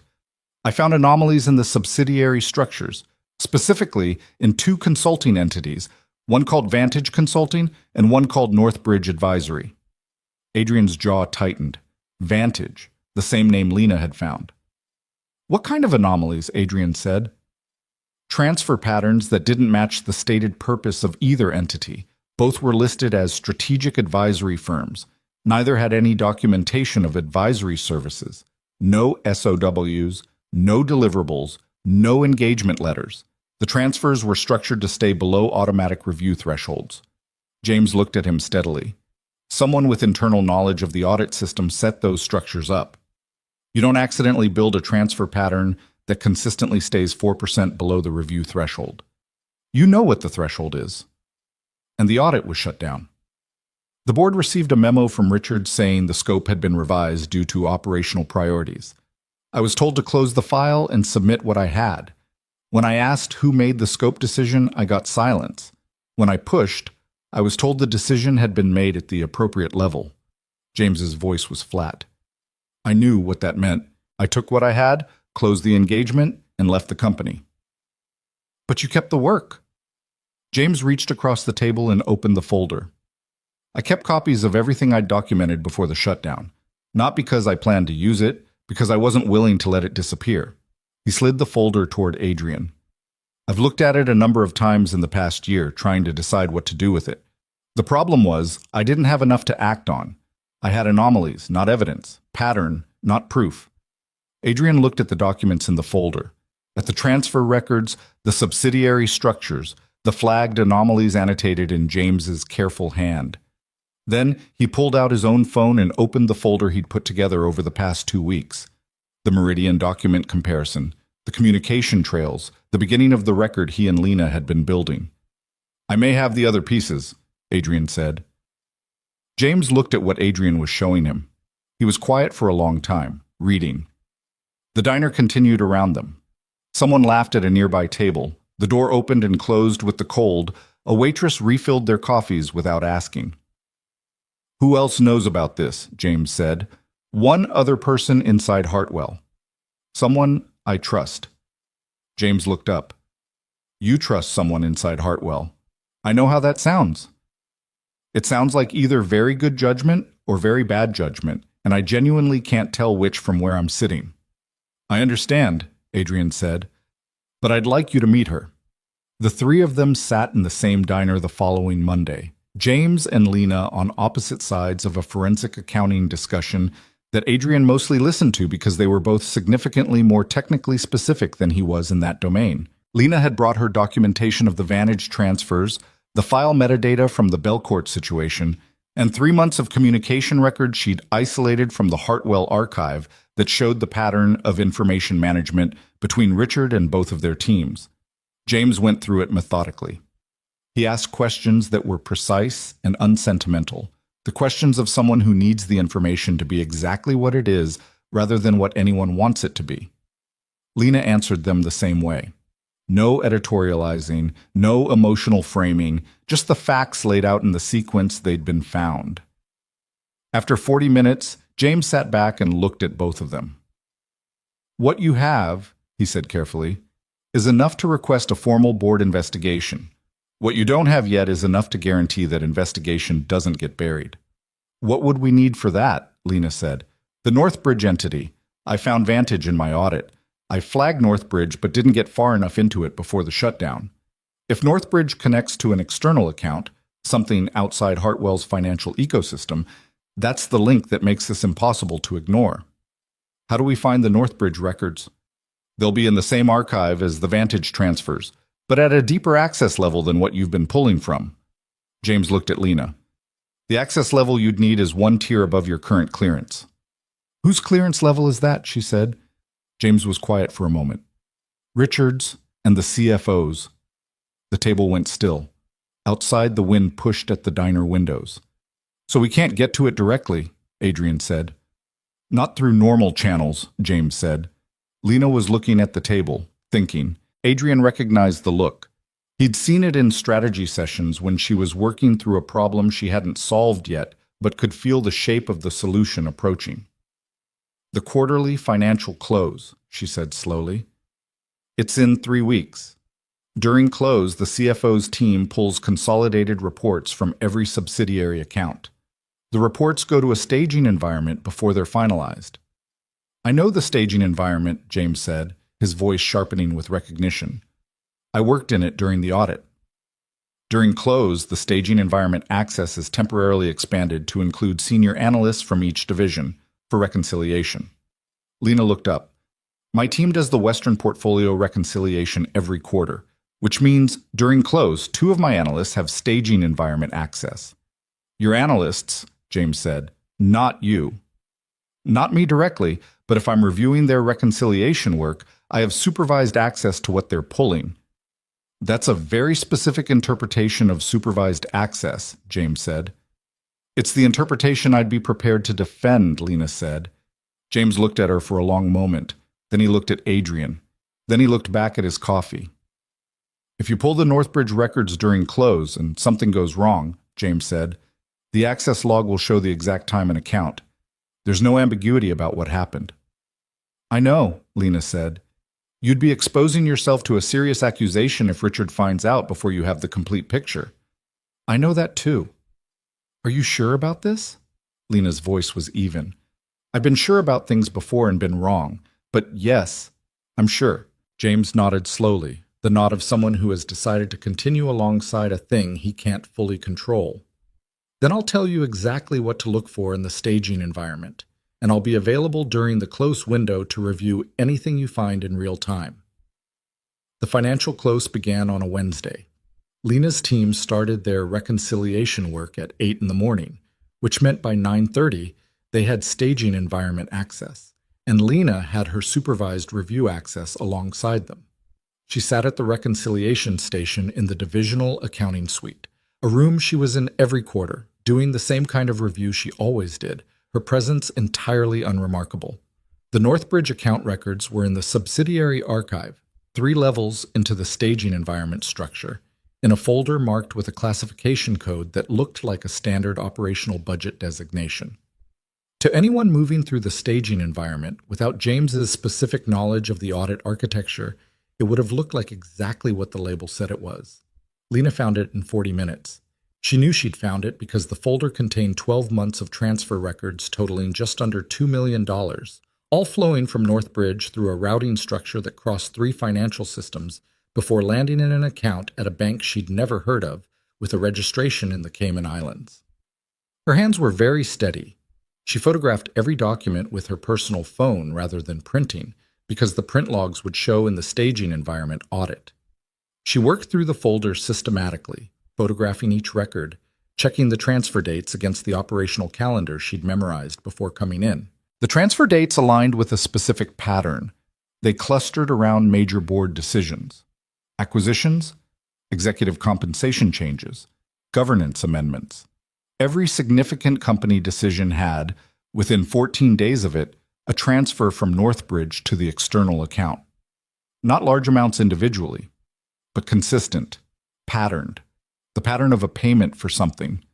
She closed the folder, exited the staging environment, and continued reviewing her team's reconciliation work for another 2 hours without any visible change in how she operated.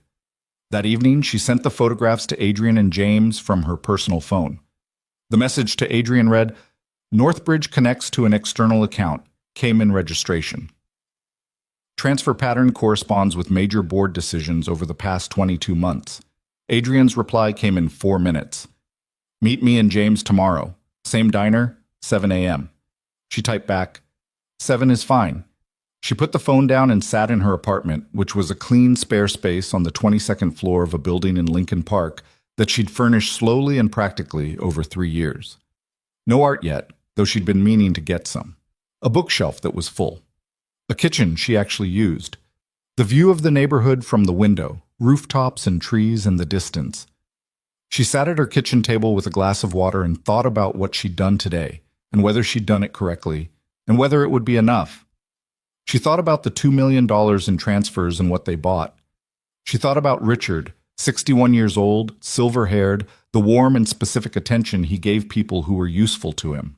She thought about herself at 26, newly arrived at her first serious corporate job, learning to perform competence in rooms where people were already half looking for reasons to discount it. How much energy it had taken. How much of herself she'd spent on the performance over the years. How little of it she'd ever been able to put down. She thought about Adrian, about the legal pad with the angular handwriting in the margin, about go to sleep sent at 2 a.m, about standing at a window, looking at a dark lake and saying, out loud, I've given 3 years to a competition that wasn't real. The specific courage of saying a true thing when you're not sure what it will cost you.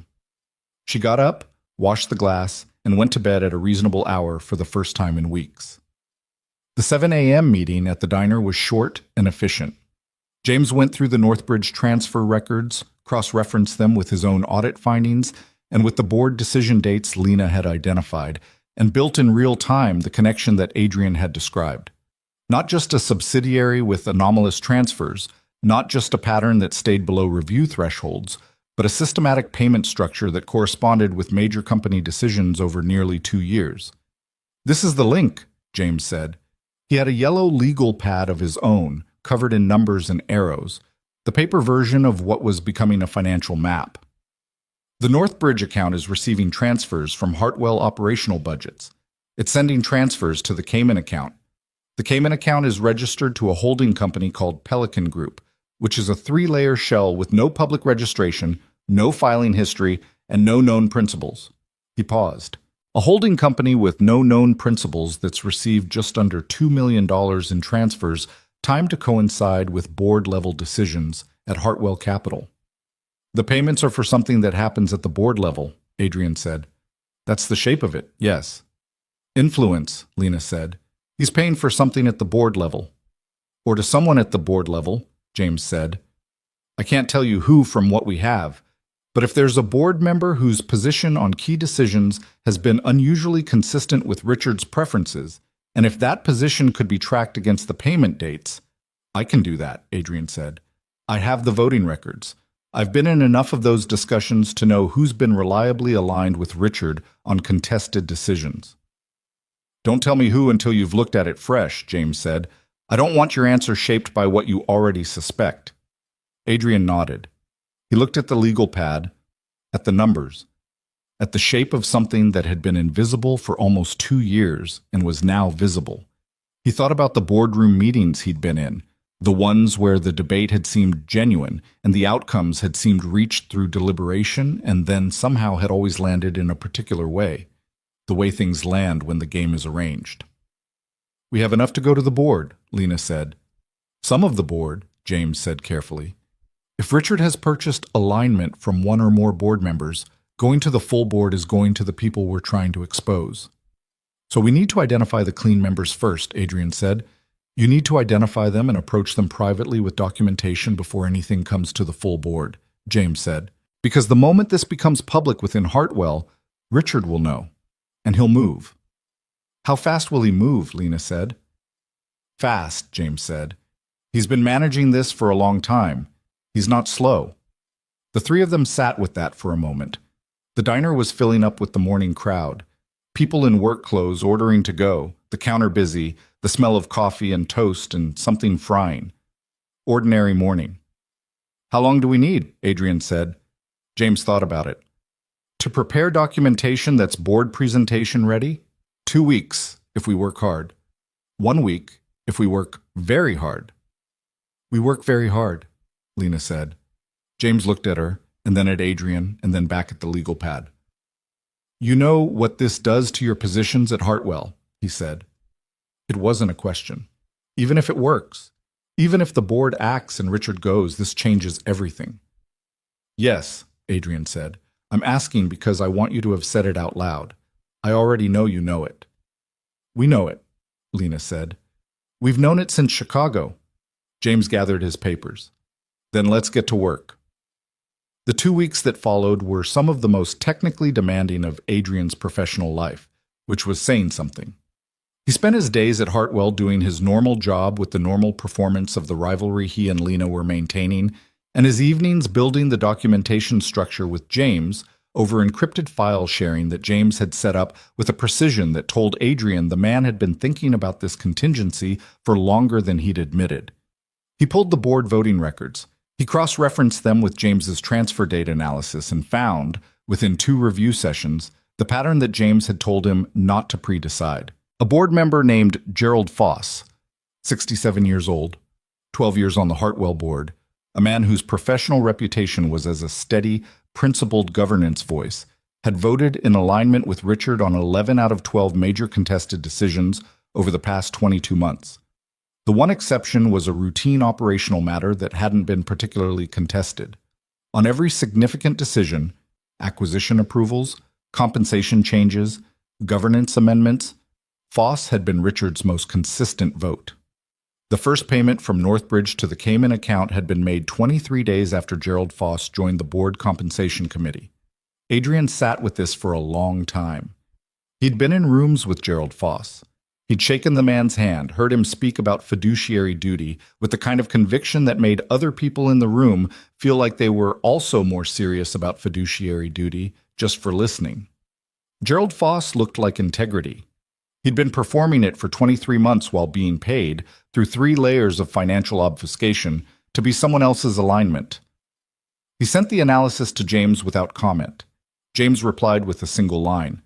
That's the board member. Now we need the independent directors.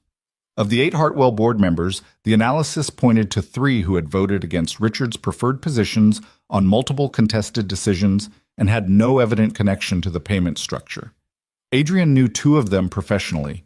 Lena knew the third, a woman named Carol Sims who had been on the board for 6 years and who Lena had met at 2 industry events where the conversations had been substantive enough that Lena had filed them away as genuine. Sims is the right entry point, Lena said. They were in the stairwell between 32 and 34, and the conversation had 40 seconds before it needed to end. She's independent, and she doesn't like not knowing things. If we show her the documentation privately, she'll want to understand the full picture before she moves. She could go to Richard. She could, but I don't think she will. What I know about her is that she follows the evidence. How sure are you? 70%, Lena said honestly. That's not high enough for some people. I know, it's high enough for me. A door opened 2 floors below them, and they both went quiet and became very interested in their respective phones until the footsteps passed. Set the meeting with Sims, Adrian said. Lena looked at him. If I do this, there's no version of events where Richard doesn't eventually know it was me who started it. I know. I'm not asking you to talk me out of it, she said. I'm saying it out loud. The same reason James made us say it in the diner. I know, he said again. And for the record, the same is true for me. When this surfaces, my name is on this documentation. There's no clean exit. We're past clean exits. We've been past them since Chicago. She nodded once. They went back through the door to the 34th floor and to their respective offices and did not speak again that day, and the next morning she sent a message to Carol Sims's executive assistant requesting a private meeting. The response came back in 4 hours. Carol Sims had a slot available the following Thursday at 7:30 in the morning at her office in the Hartwell Board Building before the standard board activity for the day began. Lena confirmed the meeting and then sat at her desk and stared at the confirmation email for a moment with the feeling of standing at the edge of something that you've been walking toward for a while, and that is now, undeniably, right in front of you. She closed the email and went back to the strategy document she'd been revising before it came in. Her hands were completely steady. Her mind was sharp. She was the most afraid she'd been in years, and she was also, underneath the fear, something she recognized from the best moments of her life. From the math competition, from the night she got the Northwestern scholarship call, from the morning she walked into Hartwell for her first day knowing no one and nothing but knowing herself. She was absolutely clear about what she was doing and why. She kept working. Across the hallway, in his office, Adrian was on a call with a client. His voice was professional and measured and entirely composed. On the corner of his desk, out of the client's sightline, was a yellow legal pad with 2 weeks of careful notes on it, the shape of something that had started as a conversation at midnight in a hotel room and had become, through work and patience, and the particular courage of two people who'd decided to stop performing something false. A case. Not a perfect case. Not a clean case. A real one. Built by real people with incomplete information and genuine uncertainty and the knowledge that what they were about to do couldn't be undone. That evening, Adrian picked Maya up from Claire's after a late meeting, and they drove home through the dark with the radio playing something Maya liked. And she talked about her day. Something about a disagreement with her best friend that had been resolved, something about a book she was reading, something about wanting a dog. And Adrian listened to all of it without the usual part of his brain running parallel calculations about work, because the work had reached a point where it didn't need more thinking. It needed the Thursday meeting. It needed Carol Sims. It needed whatever came after. He helped Maya with her homework at the kitchen table, the same kitchen table where he'd sat on a Saturday morning with a coffee and looked at the refrigerator magnets and known that something had begun. He read with her for 20 minutes after dinner the dog book she'd picked from the library, sitting on the couch with her head against his arm. After she was asleep, he sat at the kitchen table again and opened his personal laptop and looked at the documentation file one more time. Not to change anything, just to look at it. To register that it was real and that it was solid and that two people had built it together out of something that had started as distrust and manipulation and the long, grinding pressure of being used. He closed the laptop. He went to bed. Thursday was 6 days away. Thursday arrived the way important days always arrive, looking exactly like every other day until you're already inside it. Lena was up at 5:15.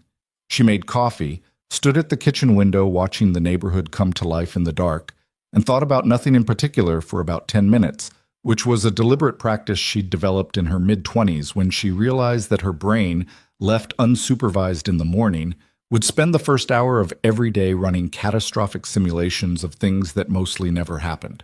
So she'd learned to stand still and look at something ordinary, rooftops, streetlights, the slow arrival of color at the edge of the sky, and just let the morning be a morning before she made it into something else.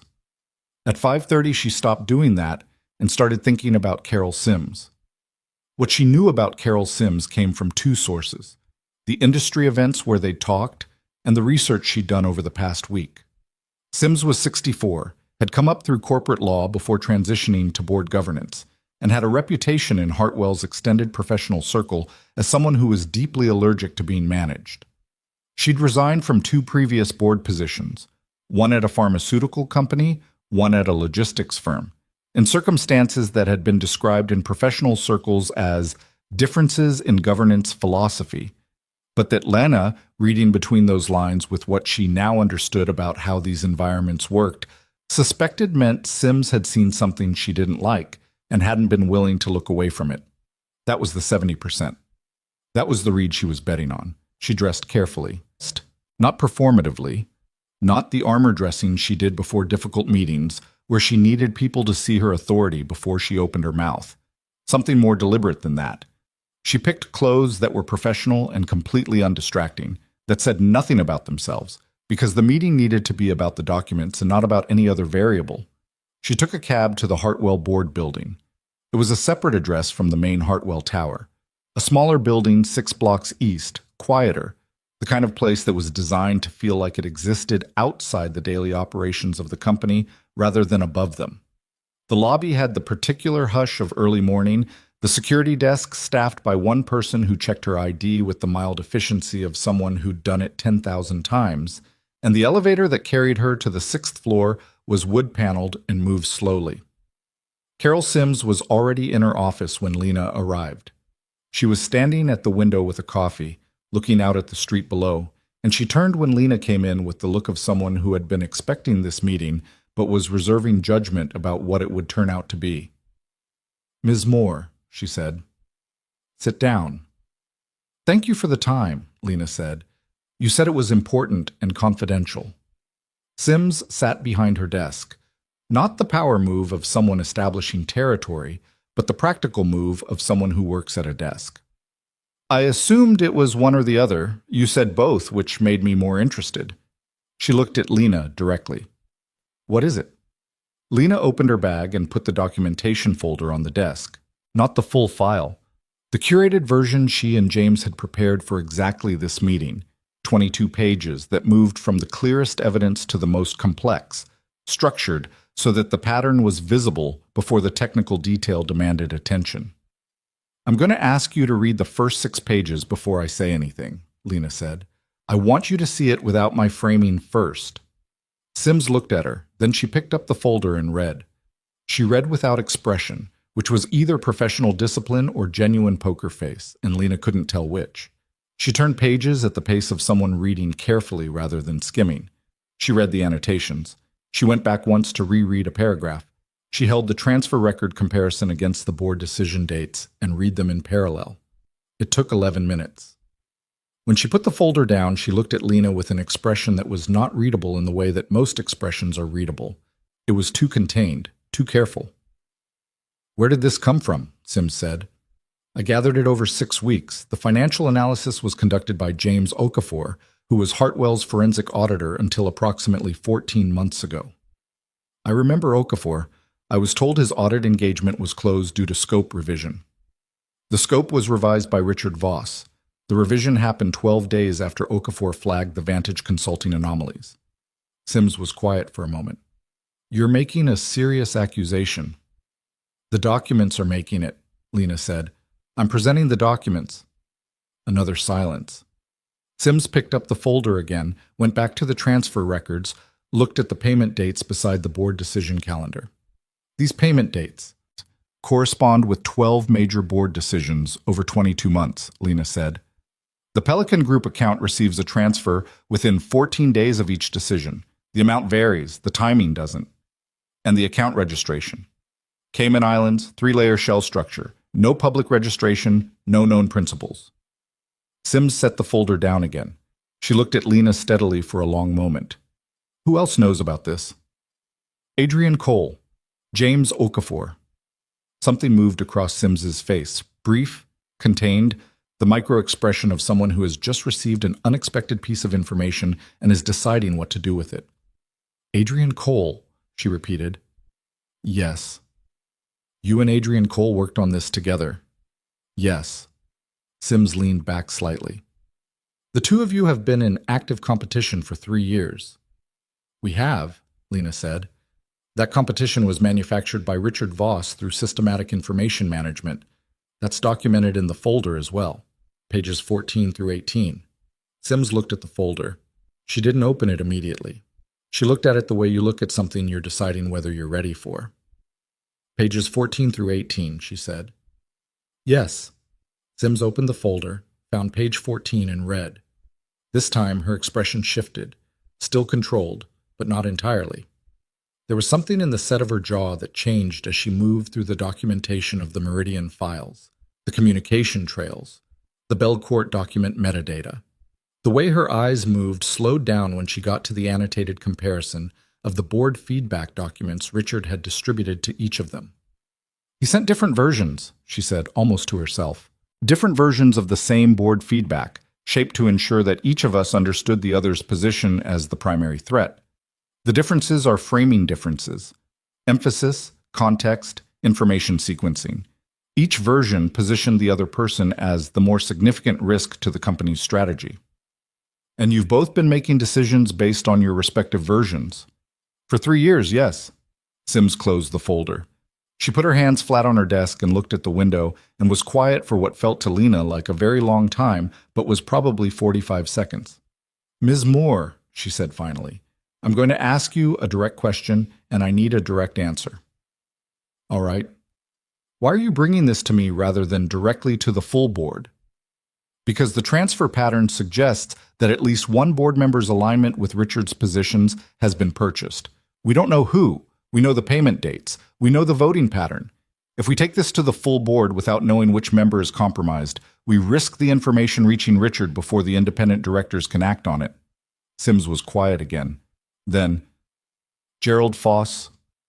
Lena kept her face still. "I didn't say that." "You didn't have to." Sims's voice was flat, not angry, just precise. "I've been watching Gerald Foss's voting behavior for 14 months. I attributed it to his relationship with Richard, which is long-standing and which I assumed was the product of genuine professional alignment. She paused. I told myself that because the alternative was a conclusion, I didn't want to reach without evidence. You have evidence now, Lena said. I have your evidence. It's not only mine. James Okafor's audit documentation predates anything I've touched. His records are independent. Sims stood up. She walked to the window, the same position she'd been in when Lena arrived, and stood there with her back to the room for a moment. Then she turned around. I want to meet Okafor, she said. Before anything else happens, I want to sit in a room with him and verify the audit chain directly. I can arrange that, Lena said. Today, if necessary. Today is necessary. Sims looked at her. Because if what's in this folder is accurate, and I believe it is, then we don't have much time. Richard is observant. He's been managing this for a long time, which means he has early warning systems that neither of us fully understands. She picked up her phone from the desk. I'm going to call David Chen and Patricia Marsh. They're the other two independent directors I trust completely. I want them in the same room. Today? If Okafor can be there by noon, yes. Lena felt something shift in her chest. Not relief exactly, because there was nothing relieving about what was coming, but the specific feeling of something that has been in motion arriving at the point where it stops being in motion and starts being real. I'll reach Okafor now, she said. She stepped into the corridor to make the call. James answered on the second ring. How did it go? She wants to meet you today, by noon. She's bringing two other independent directors. A pause. That's fast. She's moving fast because she thinks we don't have time not to. She's right. Another pause. I'll be there. Send me the address. Lena sent the address and went back into the office. Sims was on her own phone, her voice low and precise, saying the kind of things people say when they're calling someone for a meeting without saying what the meeting is about. Lena sat back down and waited, and the waiting had a quality of suspended time to it, the stillness of a moment that knows something large is about to move through it. She sent Adrian a text from her personal phone. 7 words. Sims is moving. Meeting at noon today. His reply came in under 2 minutes. I'll be available. Let me know. She put the phone in her bag and looked at the window and the ordinary street below and thought about Richard Voss, 6 blocks away in his corner office on the top floor of Hartwell Tower, starting his Thursday the way he started every Thursday, with the particular ease of a man who had built a system so carefully that he no longer had to think about running it. The noon meeting happened in a Hartwell board conference room that had its own separate entrance from the street, accessible to board members without going through the main building lobby, which meant no one in the executive layer would see the cars in the parking structure or the faces at the elevator. James arrived at 11:50 with 2 printed copies of his full audit documentation and the particular composure of someone who has been waiting for a specific conversation for 14 months. Carol Sims was already there with David Chen, a 60-year-old corporate strategist with a reputation for methodical thinking and an evident allergy to drama, and Patricia Marsh, who was 58 and had a background in securities law that made her exactly the right person to be in this room when documents like the Northbridge transfer records were being discussed.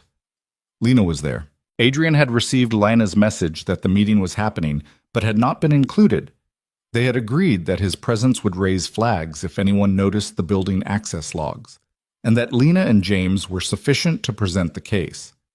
James walked the 3 board members through the audit documentation first, the full version, not the curated 22 pages. He was precise and unhurried, which was the right tone for a room where the people listening were sophisticated enough to follow complexity and skeptical enough to notice if something was being simplified for effect. He answered questions as they came. Chen had a lot of them, detailed and structural, the questions of someone stress-testing the methodology. Marsh asked about chain of custody for the documents. Sims asked about the shutdown of the audit and whether there was a paper trail of the decision. There was. James had a copy of the memo. Marsh read the memo twice. Then she looked up at Sims with an expression that had no ambiguity in it. The Northbridge records took another 30 minutes. When James laid out the payment timeline against the board decision calendar, when he put the 2 things physically side by side on the conference table so that the alignment was visible without any interpretation required, the room went very quiet. 22 months, Chen said. 22 months, James confirmed. And the Pelican Group account. Marsh had the registration documentation in front of her. 3-layer shell. You have no identified principals. We have the account routing. We have the transfer records. Identifying the principals would require a subpoena, which is outside what we can do in this context. But the routing is enough to initiate a regulatory referral, Marsh said. If this goes to the SEC, the subpoena process follows. Yes, James said. Sims looked at Lena. You said Adrian Cole was part of building this documentation. He was. I want to understand the dynamic. 6 weeks ago, you and Cole were in what appeared to be significant professional rivalry. The appearance was accurate, Lena said. The rivalry was manufactured through information management, which is documented in the folder. But the appearance was real. We were genuinely competing, genuinely working against each other's positions, genuinely operating on the information we were given. She paused. The retreat in Chicago was the first time we compared what we each knew. The discrepancies were immediate and specific. Sims was quiet for a moment. Richard orchestrated the retreat. He arranges the annual retreat, yes. He put you in the same building for 3 days and assumed that your rivalry was stable enough to survive the proximity. He'd maintained it for 3 years. He had no reason to think proximity would disrupt it. But it did. Because we actually talked to each other, Lena said, without his management of the information between us. Something in Carol Sims' expression shifted. Not softened exactly, but moved. The slight adjustment of someone who has just understood a thing they hadn't previously understood. All right, Sims said. She sat forward, put her hands on the table. Here's where we are. The documentation is credible. The audit chain is clean. The financial evidence is specific enough to act on. The governance issue is serious enough that the board has both the authority and the obligation to respond. She looked at Chen and Marsh. Agreed? Agreed, Chen said without hesitation. Agreed, Marsh said. We'll need outside counsel before we do anything formal. Independent, not Hartwell's general counsel. I have a firm in mind, Sims said. I've worked with them before. I'll call this afternoon. She looked at Lena. We're going to move on this. But we're going to move on our timeline, not Richard's, which means nothing changes in how you and Cole operate in the building until we tell you otherwise. Do you understand? Yes, Lena said. This is important. If Richard detects a change in your behavior, if you're suddenly less competitive, less present, less yourself in the way you've been yourself for 3 years, he's going to notice. He built the dynamic. He knows what it looks like when it's running properly. I understand. How long can you maintain it? Lena thought about that honestly. As long as necessary, she said. But the longer this takes, the more opportunities there are for something to slip. We've been running this parallel operation for 6 weeks. It's not indefinitely sustainable. Sims nodded. We'll move quickly. 2 weeks, possibly less, depending on counsel. She looked at James. I'm going to need your audit documentation transferred to the outside firm. All of it. Can you make yourself available? I've been available for this for 14 months, James said. The meeting ended at 1:40. Lena walked out of the board building and stood on the sidewalk in the cold for a moment, the wind off the lake doing what Chicago wind does in November, which is remind you that the city is not operating around your comfort level. She pulled her coat tighter and started walking back toward Hartwell Tower. She sent Adrian a message. Meeting complete. 3 board members moving to outside counsel. Hold position. He replied, Understood. You okay? She looked at the message for a moment.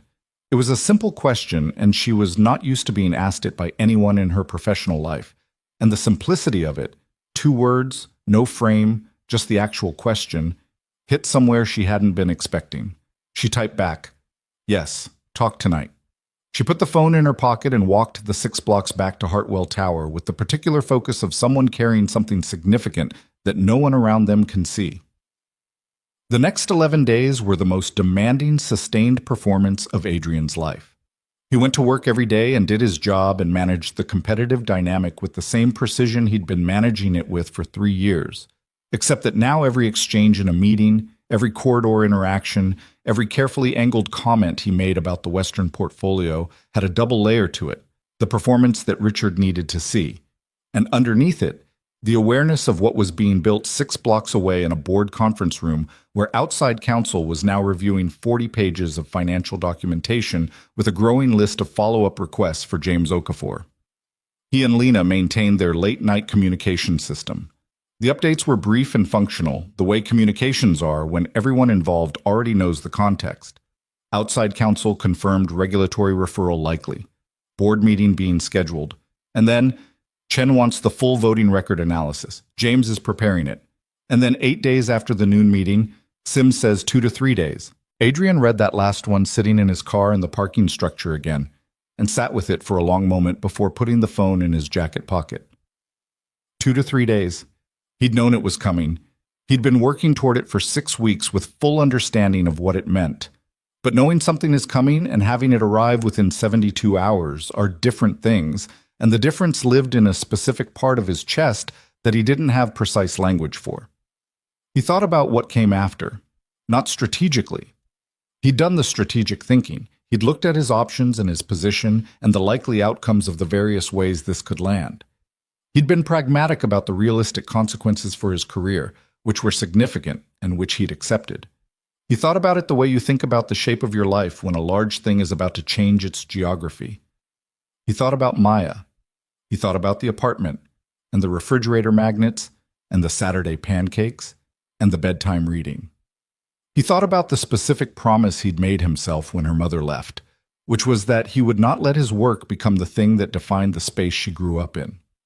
He thought about whether the last 6 years had honored that promise and decided, honestly, that it had been a mixed record. He'd been there, but presence and attention are different things, and attention had been unevenly distributed. He thought about what he actually wanted, which was a question he hadn't asked himself cleanly in a long time. Not what he wanted professionally, not what he was positioned for, not what made strategic sense given his current situation. What he actually wanted. The parking structure was quiet. Someone drove past 3 floors above him, the sound of it bouncing off concrete. He thought about Lena Moore and the legal pad, and standing at a window looking at a dark lake, and go to sleep, and the way she'd said, "I've given 3 years to a competition that wasn't real." The specific cost that was in those words. He thought about Carol Sims moving in 2 to 3 days and what that meant for both of them. He started the car and drove home. The call from Sims came on a Tuesday morning at 8:14. Lena was in the elevator going up to 34 when her personal phone vibrated. "The board meeting is Thursday," Sims said. "Executive session, 9 a.m., board conference room. Richard has been notified that it's a governance review. Standard procedure language, nothing that indicates what it actually is. Outside counsel will be present. I need you and Cole in the building and available, but not in the meeting. We may need you to appear if the board requests direct testimony." "We'll be there," Lena said. "One more thing." Sims paused.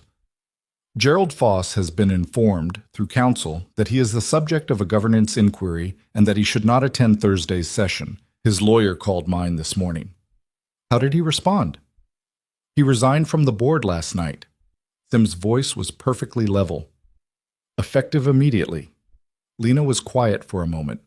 The elevator doors opened on 34. She stayed in the elevator. "That's significant," she said. "It confirms the pattern without requiring us to prove intent in the room," Sims said. "It's also going to alert Richard that something is happening, which is why Thursday needs to be Thursday and not Friday." Another pause. "Cole needs to know in the next hour." "I'll reach him." She stepped off the elevator. The hallway was empty. Too early for most people. The particular quiet of a floor before the day fully arrives. She sent Adrian a text. "Thursday, 9 a.m. Foss resigned last night. Richard may know something is moving." The reply came in 3 minutes, which was how she knew he was already at his desk. "On my way to a meeting. Clear at 9:30, stairwell." They met in the stairwell at 9:32. Adrian had come from a meeting and his jacket was still on, and his face had the specific compression of someone who has been holding a professional expression for the last hour and has just taken it off. "Foss resigned," he said. "Last night. His lawyer called Sims's lawyer this morning." "Which means Foss told someone." "Possibly." or he's protecting himself independently, making himself a smaller target before the board acts. Lena looked at him. Either way, Richard knows that something on the board is shifting. He may not know what, but he knows Foss is gone, and he's going to be trying to understand why. What does he do with that? I don't know exactly, but if I were him, I'd be looking very hard at anyone who might have moved the information, which means he's going to be watching both of us differently in the next 48 hours. Adrian ran his hand through his hair, a gesture she'd learned to read as him working through something he was genuinely uncertain about. We need to be more present than ever, more competitive, more visible, more exactly ourselves. I know. Can you do a 36-hour sprint of the most convincing performance of your career? She looked at him. I've been doing a 3-year sprint. 36 hours is manageable. Something in his expression shifted. Not quite a smile, but the acknowledgement of one. Okay, he said. Adrian. Yeah. If he figures it out before Thursday, if he calls either of us in and confronts us directly, we tell the truth, he said. At that point, the board has the documentation regardless of what he does to us. The record exists. James has copies of everything outside Hartwell's systems. I know. I just needed to hear you say it. He looked at her steadily. Tell the truth. Whatever he says, whatever he offers or threatens, we tell the truth. She nodded. They went back through the door. The next 36 hours were, in their own way, the most technically precise thing either of them had ever done. Richard called an all-hands strategy session for Wednesday afternoon. Unusual timing, no stated agenda, the kind of meeting that gets called when something in the environment has shifted and the person who runs the environment wants to take its temperature. Adrian sat in that meeting for 2 hours and contributed to a discussion about Q4 positioning with complete engagement and zero visible knowledge that the ground was about to open. Lena pushed back on his Cascadia numbers one more time, and he rebutted it, and Richard watched the exchange from the head of the table with the satisfied expression of a man whose machine is running. Richard watched them both very carefully in that meeting. Adrian could feel it. The quality of the attention was different than usual, more searching, the attention of someone looking for a signal rather than just monitoring output. He gave nothing. Lena gave nothing. They performed 3 years of established behavior with the discipline of people who understood exactly what was at stake. After the meeting, Richard asked Adrian to stay behind. The room emptied. Richard came around the table to Adrian's side, which was a move Adrian had seen him make before. The gesture of collapsing distance, of being person to person rather than authority to report. How are you genuinely? Richard said. Fine, Adrian said. Good, actually.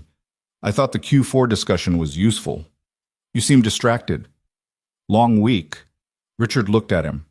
The specific quality of that look, the focused, read-everything attention that Richard deployed when he needed to calibrate, was something Adrian had experienced before, had always found slightly uncomfortable without knowing exactly why.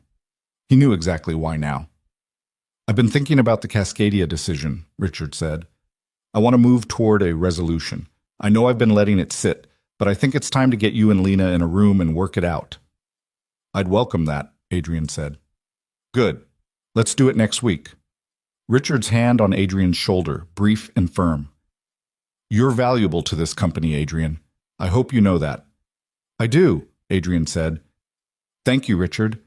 He walked out of the room and down the corridor to the elevator and stood in the elevator with his jaw tight and his hands at his sides and felt the specific ugliness of having just performed gratitude to a man who had spent 6 years managing him like an instrument. The feeling didn't pass quickly. He let it sit because it was real, and it deserved to be felt rather than managed. He got to his office, closed the door, sat at his desk, and opened the document he'd been working on before the meeting. He worked for the rest of the afternoon with complete focus, and when his assistant knocked at 5:30 to ask if he needed anything before she left, he said no thank you and kept working, and the word Thursday sat in his chest like a stone that was either an anchor or a weight, and he didn't know yet which it would turn out to be. That evening he called Claire and asked her to keep Maya on Thursday. Claire, who knew him well enough to hear the thing underneath the ordinary request, asked if everything was all right. It will be, he said. He wasn't sure if that was true, but it was the thing that needed to be said. Wednesday night, late, he sent a message to Lena. Not about strategy, not about the documentation, not about anything that needed to be coordinated. Just, "You did good work on this. Whatever happens tomorrow." The reply came 15 minutes later. She was awake, which didn't surprise him. "So did you," she wrote. And then, "Get some sleep." He put the phone down and looked at the ceiling of his bedroom and thought about all the things he wouldn't know until Thursday. He thought about the 7-year-old in her room down the hall, the dog book on the nightstand, the world she was growing up in, the things he wanted it to contain.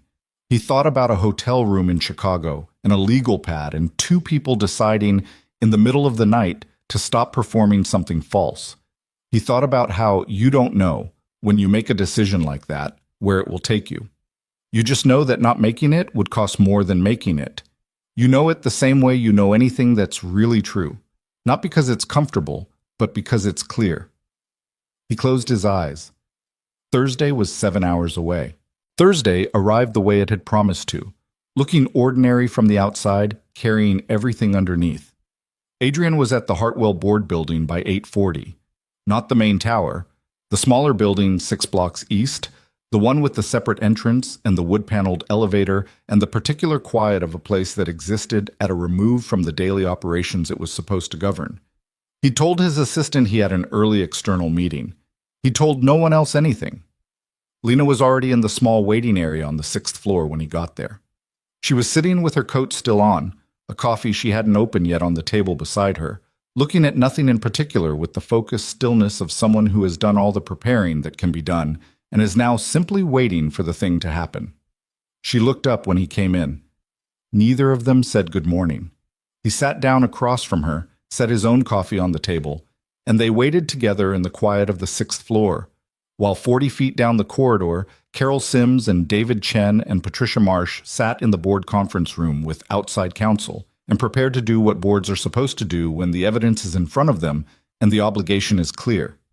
At 9:03, they heard the elevator. They both turned. Richard Voss stepped into the waiting area.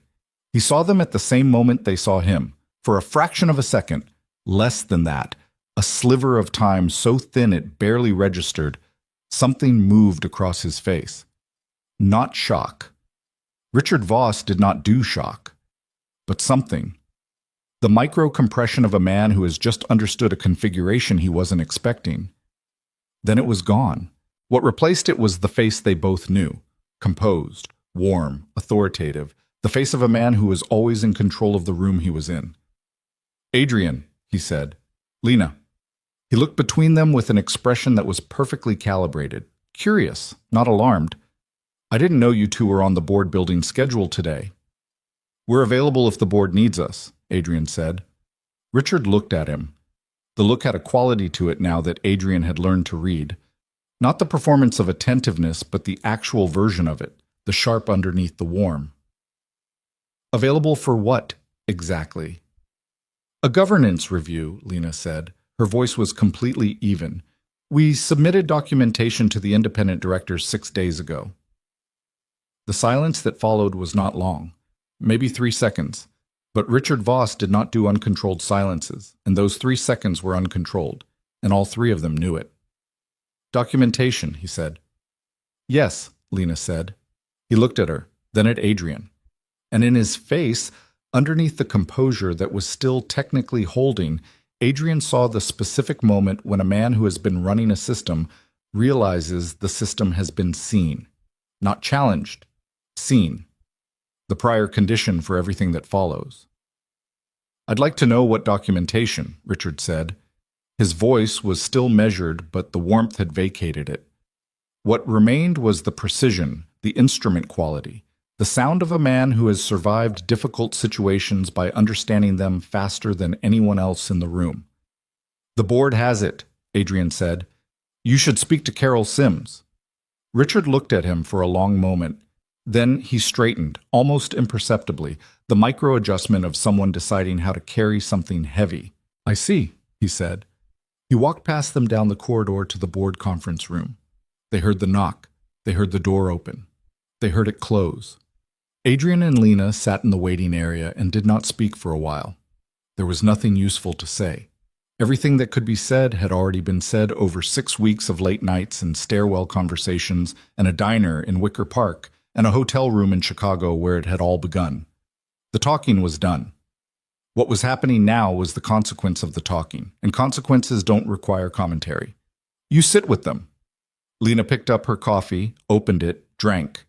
Adrian looked at the wall across from him, at a framed photograph of the Chicago skyline that was the kind of generic corporate art that exists in waiting areas because someone decided a blank wall was worse. 22 minutes later, the board conference room door opened and Carol Sims appeared in the corridor. "We need both of you," she said. They stood. The board conference room was larger than Lena had seen it during the noon meeting 11 days ago.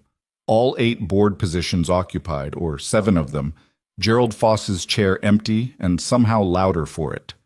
Outside counsel sat along the side wall, 2 attorneys with the specific quality of stillness that lawyers have when they are in a room where the outcome matters, and their job is to observe rather than argue.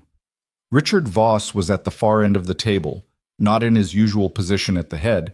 That position belonged to Carol Sims today, but to the side, where he sat with his hands folded on the table and his face carrying the compressed expression of a man who has received information he's still processing. Sims gestured to 2 chairs along the wall. Adrian and Lena sat. "We've asked you here because the board has questions about the documentation you submitted and about your direct experience of the information management practices described in it," Sims said. "You're not under any legal compulsion to speak. You have the right to have your own counsel present if you wish." "We don't need counsel," Lena said. Sims looked at Adrian. "Agreed," he said.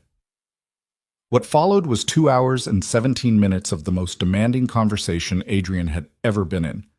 The board asked questions. Specific, sequential, the kind of questions that outside counsel had clearly helped structure to build a record. They asked about the Meridian documents. They asked about the Chicago retreat. They asked about the Belcourt situation. They asked about the Vantage and Northbridge transfers and how the documentation had been gathered. They asked about James Okafor and the circumstances of his audit shutdown.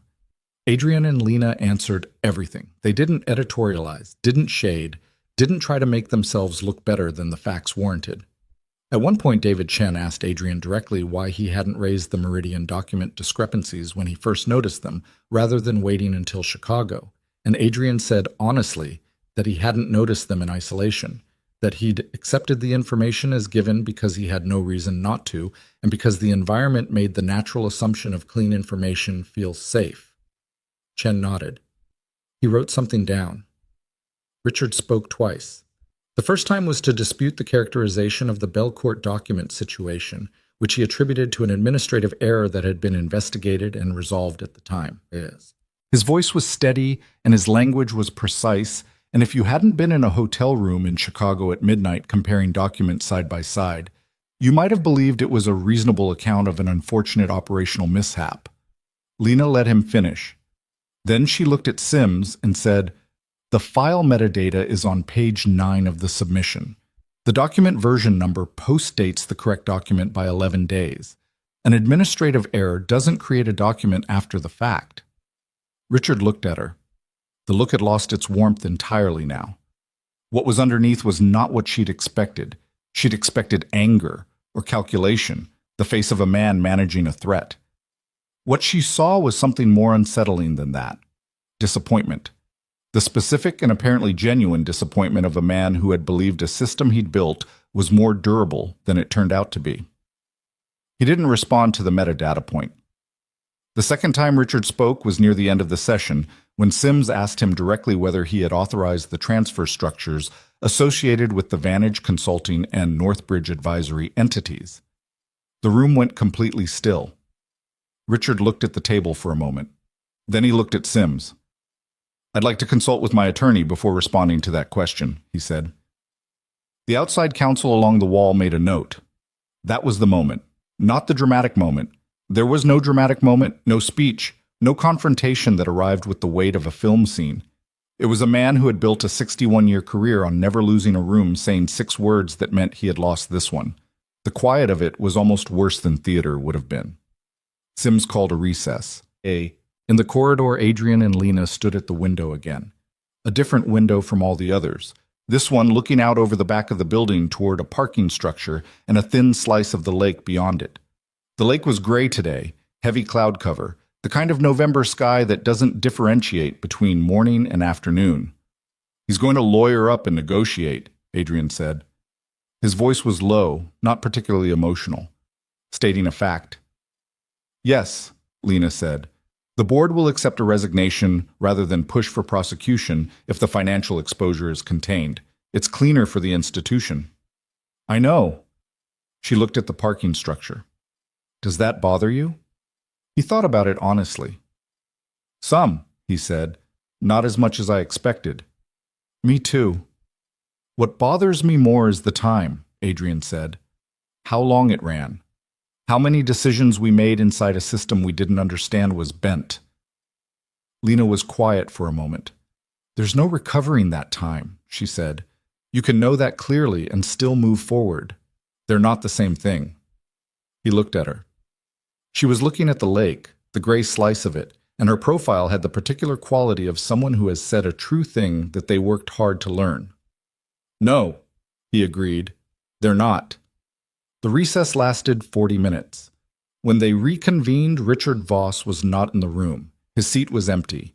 His attorney, who had arrived during the recess, spoke briefly with outside counsel along the wall, and then Sims called the session back to order and the board moved without him. The vote was 6-0. Gerald Foss's chair was empty. Richard's attorney had communicated his client's resignation, effective immediately, contingent on the terms of a separation agreement that outside counsel would negotiate. The board accepted the contingency as a procedural matter and voted on the governance actions.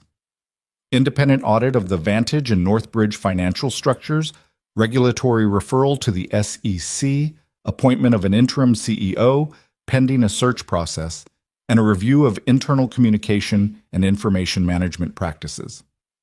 6-0 on every motion. Sims looked down the table at Adrian and Lena when it was done. "Thank you both," she said, "for the documentation, for your patience with the process, and for trusting the board to handle this correctly." Adrian almost said something about the degree to which trusting the board had been an act of faith rather than certainty. He didn't, because it wasn't the moment, and because Carol Sims probably already knew. "Thank you for moving," Lena said, "and for moving fast." They left the building at 12:40. The sky was the same gray it had been all morning, the wind off the lake doing its November thing, and they stood on the sidewalk in their coats for a moment without the immediate pressure of the next thing. "That's it," Lena said. "That's it," Adrian agreed. Neither of them moved for a second. It was the strange stillness of an aftermath, the moment after a long effort has concluded where the body and the mind both know the effort is over but haven't yet recalibrated to the fact of its absence. "I need to get back to the office," Adrian said. "People are going to notice he's gone. There's going to be a communication." "I know, I need to get back too." But neither of them moved immediately. They stood on the sidewalk in the cold and let the moment be what it was. Imperfect. Uncertain. Not the clean ending that things are in stories, but the actual ending that things have in real life, where the resolution of one problem is immediately adjacent to the beginning of whatever comes next. "Adrian," Lena said. "Yeah. That thing I said in Chicago, about giving 3 years to a competition that wasn't real. I remember.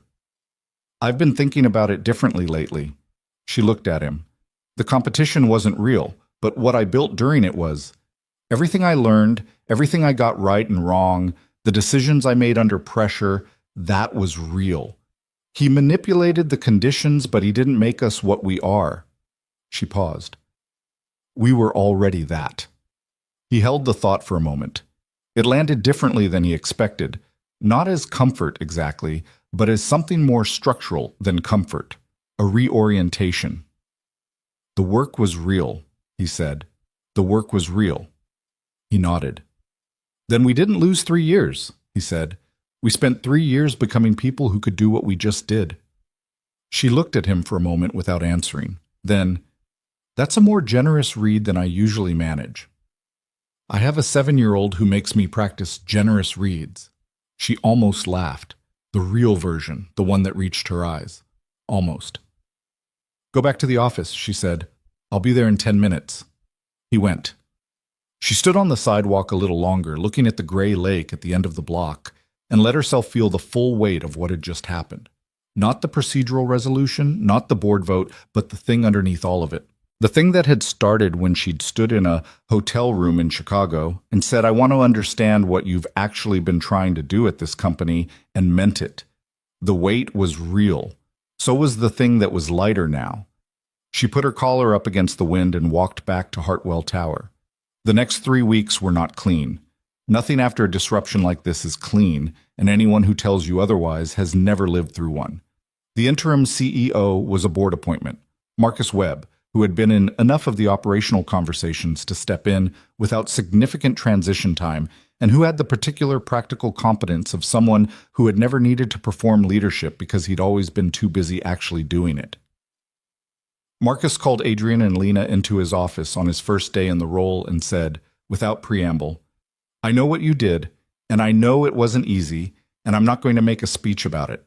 What I need from you is your best work. Can you give me that?" They both said yes. "Good," Marcus said, "because we have a company to run, and a Q4 that doesn't care about any of this." He was right, and they knew it, and they worked. The internal communication about Richard's departure described it as a resignation for personal reasons, which was the language the separation agreement required and which satisfied no one who'd been at Hartwell more than 6 months, but which was, legally and procedurally, the appropriate form. The rumor ecosystem filled in the gaps with various degrees of accuracy. Some people got close to the truth. Most people got a version of the truth that was shaped more by what they wanted the story to be than by what it was. Gerald Foss's board resignation generated a brief item in 2 financial trade publications, both of which described it as a routine transition and moved on. The SEC referral was not public. The independent audit was not public. The mechanisms of accountability moved slowly and outside of view, the way they always do, which is frustrating and also probably necessary because accountability that performs itself publicly tends to become about the performance. Adrian and Lena were called to give depositions to the SEC 8 weeks after the board meeting. James Okafor gave his own separately. The depositions were long and detailed and conducted in a conference room in a federal building in downtown Chicago where the coffee was bad and the acoustics made everything sound slightly too loud. Adrian sat across from 2 SEC attorneys for 4 hours and answered every question with the same precision and completeness he'd brought to the board meeting. He didn't enjoy it. He did it correctly. Lena's deposition was on a different day. She called him that evening, from her apartment, on her personal phone. They'd stopped being careful about which phone they used sometime in the weeks after the board meeting. The elaborate security of the parallel operation no longer necessary now that the parallel operation was over. 4 hours, she said. Same, he said. How are you? Tired, hungry. I forgot to eat lunch. That's a you problem. I know it's a you problem. I'm telling you about it anyway. He was at his kitchen table, Maya at the other end doing homework with the specific concentrated frown she got when the math was harder than she wanted it to be. He watched her for a moment. Eat something, he said to Lena. I'm going to, she said. I just needed to, I don't know, hear a voice that wasn't an SEC attorney. I understand that, he said. Does it get easier? The deposition hangover. I don't know. That was my first one too. A pause. Right, she said. Of course. Eat dinner, he said. Sleep. It looks different in the morning. That's the most dad thing you've ever said to me. You called me for advice. I called you for company, she said. There's a difference. He was quiet for a moment. Across the table, Maya had put her pencil down and was staring at the ceiling in the way of a child who has temporarily given up on mathematics. You should come to dinner sometime, he said. You and Maya and me. Real food, not diner coffee. The pause on the other end was not uncomfortable. It was the pause of someone letting a thing land before they respond to it. Yeah, Lena said. I'd like that. Saturday? Saturday works. He smiled, which was not something that appeared on his face in professional settings with any frequency, in which Maya, who had looked back down from the ceiling, noticed immediately. "Who's that?" Maya said. "A friend," he said. Maya considered this with the evaluative skepticism of a 7-year-old. "From work?" "From work. Is she nice?" Adrian looked at the table for a second. "She's honest," he said, "which is better than nice." Maya appeared to find this a reasonable answer and returned to her mathematics. The Cascadia acquisition closed in February, 5 months after the board meeting. It was the cleanest deal Adrian had worked on in 6 years.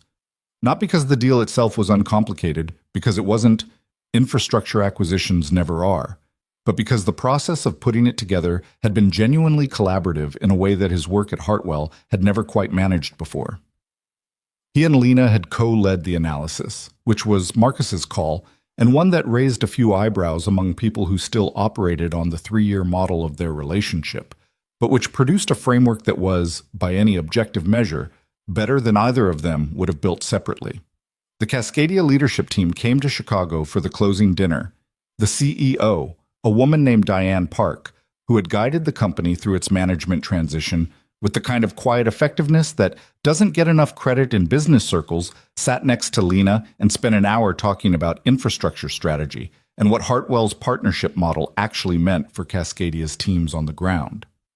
Adrian watched Lena in that conversation, the way she listened, the way she asked the specific question that got to the thing underneath the thing the other person had said, and thought about what it had cost both of them to get to a place where they could work like this.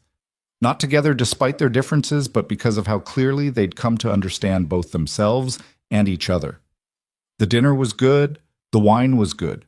Nobody gave a speech, which was Marcus's influence and everyone's relief. Afterward, he and Lena walked out of the restaurant and stood on the sidewalk while their cars were brought around.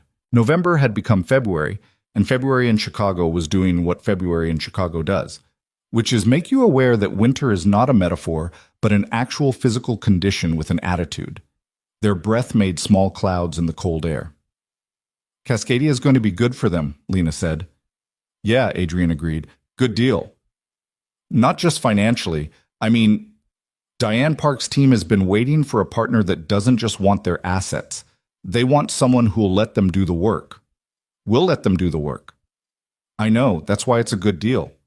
She had her coat pulled tight, and her breath was a small cloud in the cold, and she was looking at the street with the expression she had when she was still inside a thought she hadn't quite finished yet. "What are you thinking?" he asked. She was quiet for a moment, then, "I'm thinking about what James said in the diner, that even if it worked, even if the board acted and Richard went, it would change everything." She looked at him. He was right. It did change everything. "Yes." "Is that okay?" she said, not rhetorically, actually asking.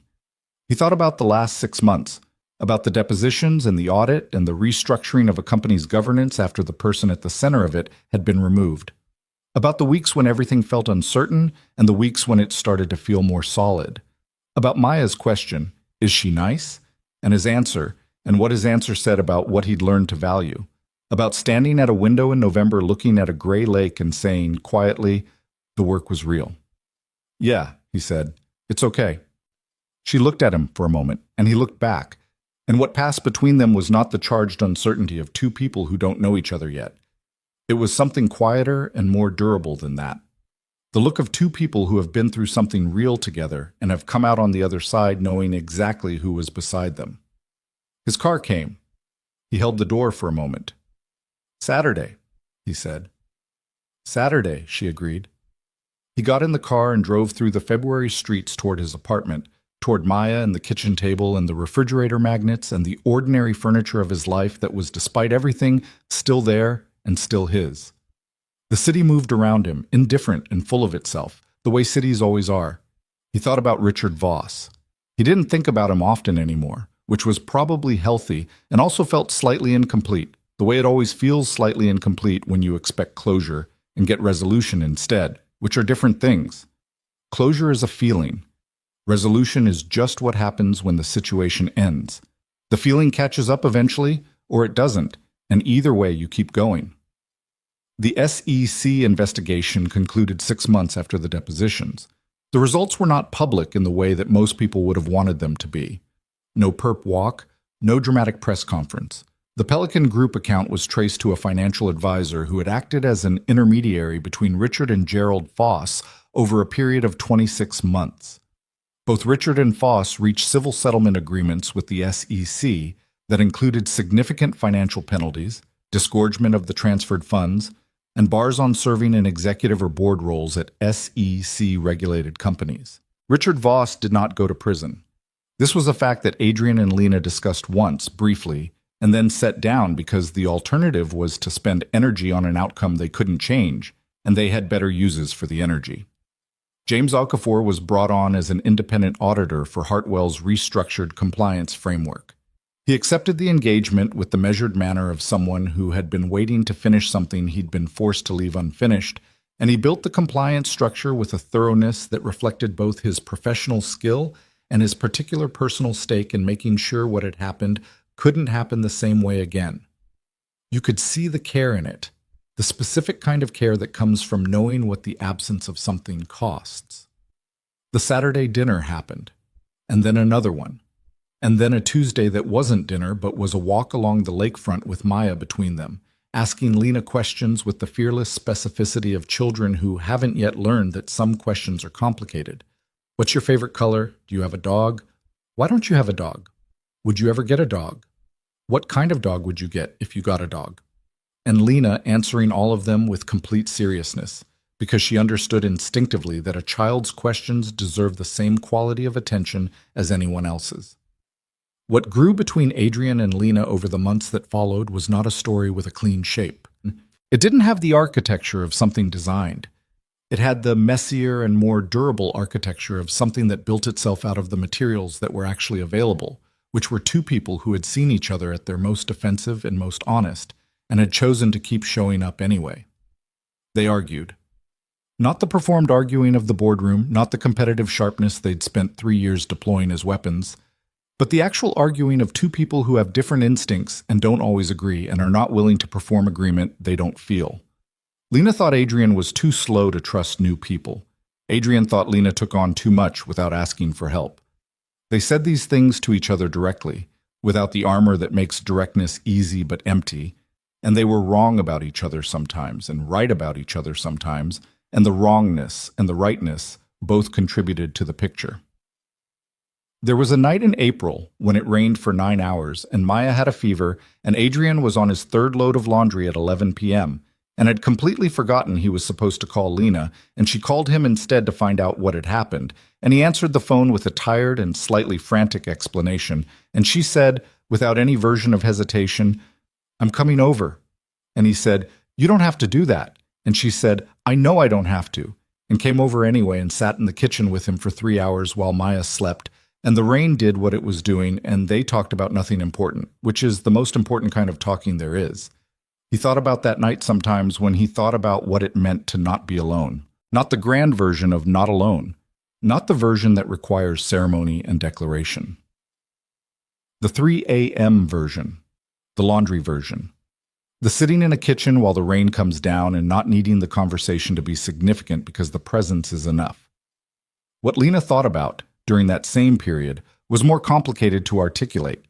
She'd spent so long building a version of herself that was self-contained and complete, that didn't lean, didn't need, didn't show the load, that the process of setting it down was not a single moment but 1,000 small ones, each of which required a choice: to say when something was hard, to let someone see the uncertainty that lived underneath the clarity, to call someone at 11 p.m. and ask what happened, which sounds like nothing but is actually its own kind of courage when you've spent years believing that needing to know makes you smaller.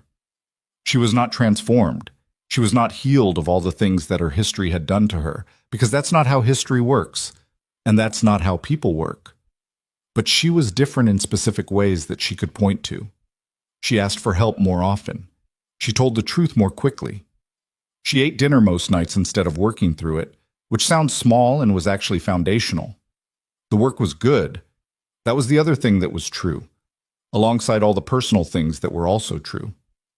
The Cascadia partnership produced results in its first 6 months that exceeded the projections in their original framework.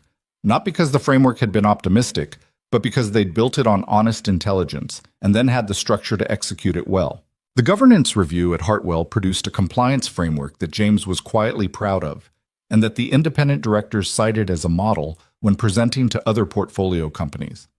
Marcus Webb ran the company with the practical competence he'd always had, and the additional authority that came from not owing his position to a manipulated dynamic, and the company performed. None of it was perfect. Institutional cultures don't transform because one person is removed from the center of them. They shift, slowly, in response to the consistent pressure of different behavior over time. There were people at Hartwell who'd thrived under Richard's system and who found the new environment disorienting. There were decisions that got made wrong in the restructuring. There were relationships that didn't survive the change, and some that probably should have ended sooner. But there was also this: a company where the information that moved between people was, more often than before, the actual information. Where two senior executives could disagree in a meeting without the disagreement being managed by a third party for purposes of his own. Where the competition that existed, and it did exist because organizations of this size don't function without it, was competition that knew its own limits. What Adrian had said on the sidewalk in February, "We spent 3 years becoming people who could do what we just did," was something he returned to, not as a comfort exactly, but as a kind of orientation. The idea that the difficulty of a period doesn't have to be only its damage, that what you build in hard conditions is still building, that the years you spend becoming who you are aren't lost years even when the conditions were wrong, because you don't get to subtract the conditions from the person they produced. He wasn't sure he fully believed it yet, but he was practicing it, the way you practice things that matter before they become natural. One evening in May, late, after Maya was asleep and the apartment was quiet, Lena was at the kitchen table with a document she was reviewing, and Adrian was making tea, which was a thing he'd started doing instead of the 11 p.m. coffee that had been wrecking his sleep for 6 years. The kitchen was warm, the window open a few inches to the spring air, the sounds of the neighborhood coming in from outside. A car, someone's music, the particular ambient texture of a city going about its night. "Can I ask you something?" Lena said, without looking up from the document. "Yeah." "Do you regret it?" "Any of it, the whole thing." He poured the water, thought about it honestly, the way the question deserved. "The time I wasted operating on false information, yes," he said. "The actual choice. In Chicago, no." She looked up from the document. "It was the first honest thing I'd done at that company in a long time," he said. "And it turned out to be the most important." She looked at him for a moment.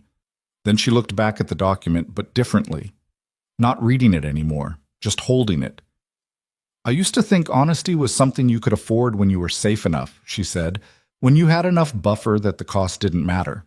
I spent a long time building that buffer." And it turns out honesty is actually what builds the buffer. She put the document down. It's not the reward at the end, it's the material. He brought the tea to the table, sat across from her. The spring night came through the window. "That took you how long to figure out?" he said. "About 30 years and one extremely inconvenient hotel conversation in Chicago." He almost laughed.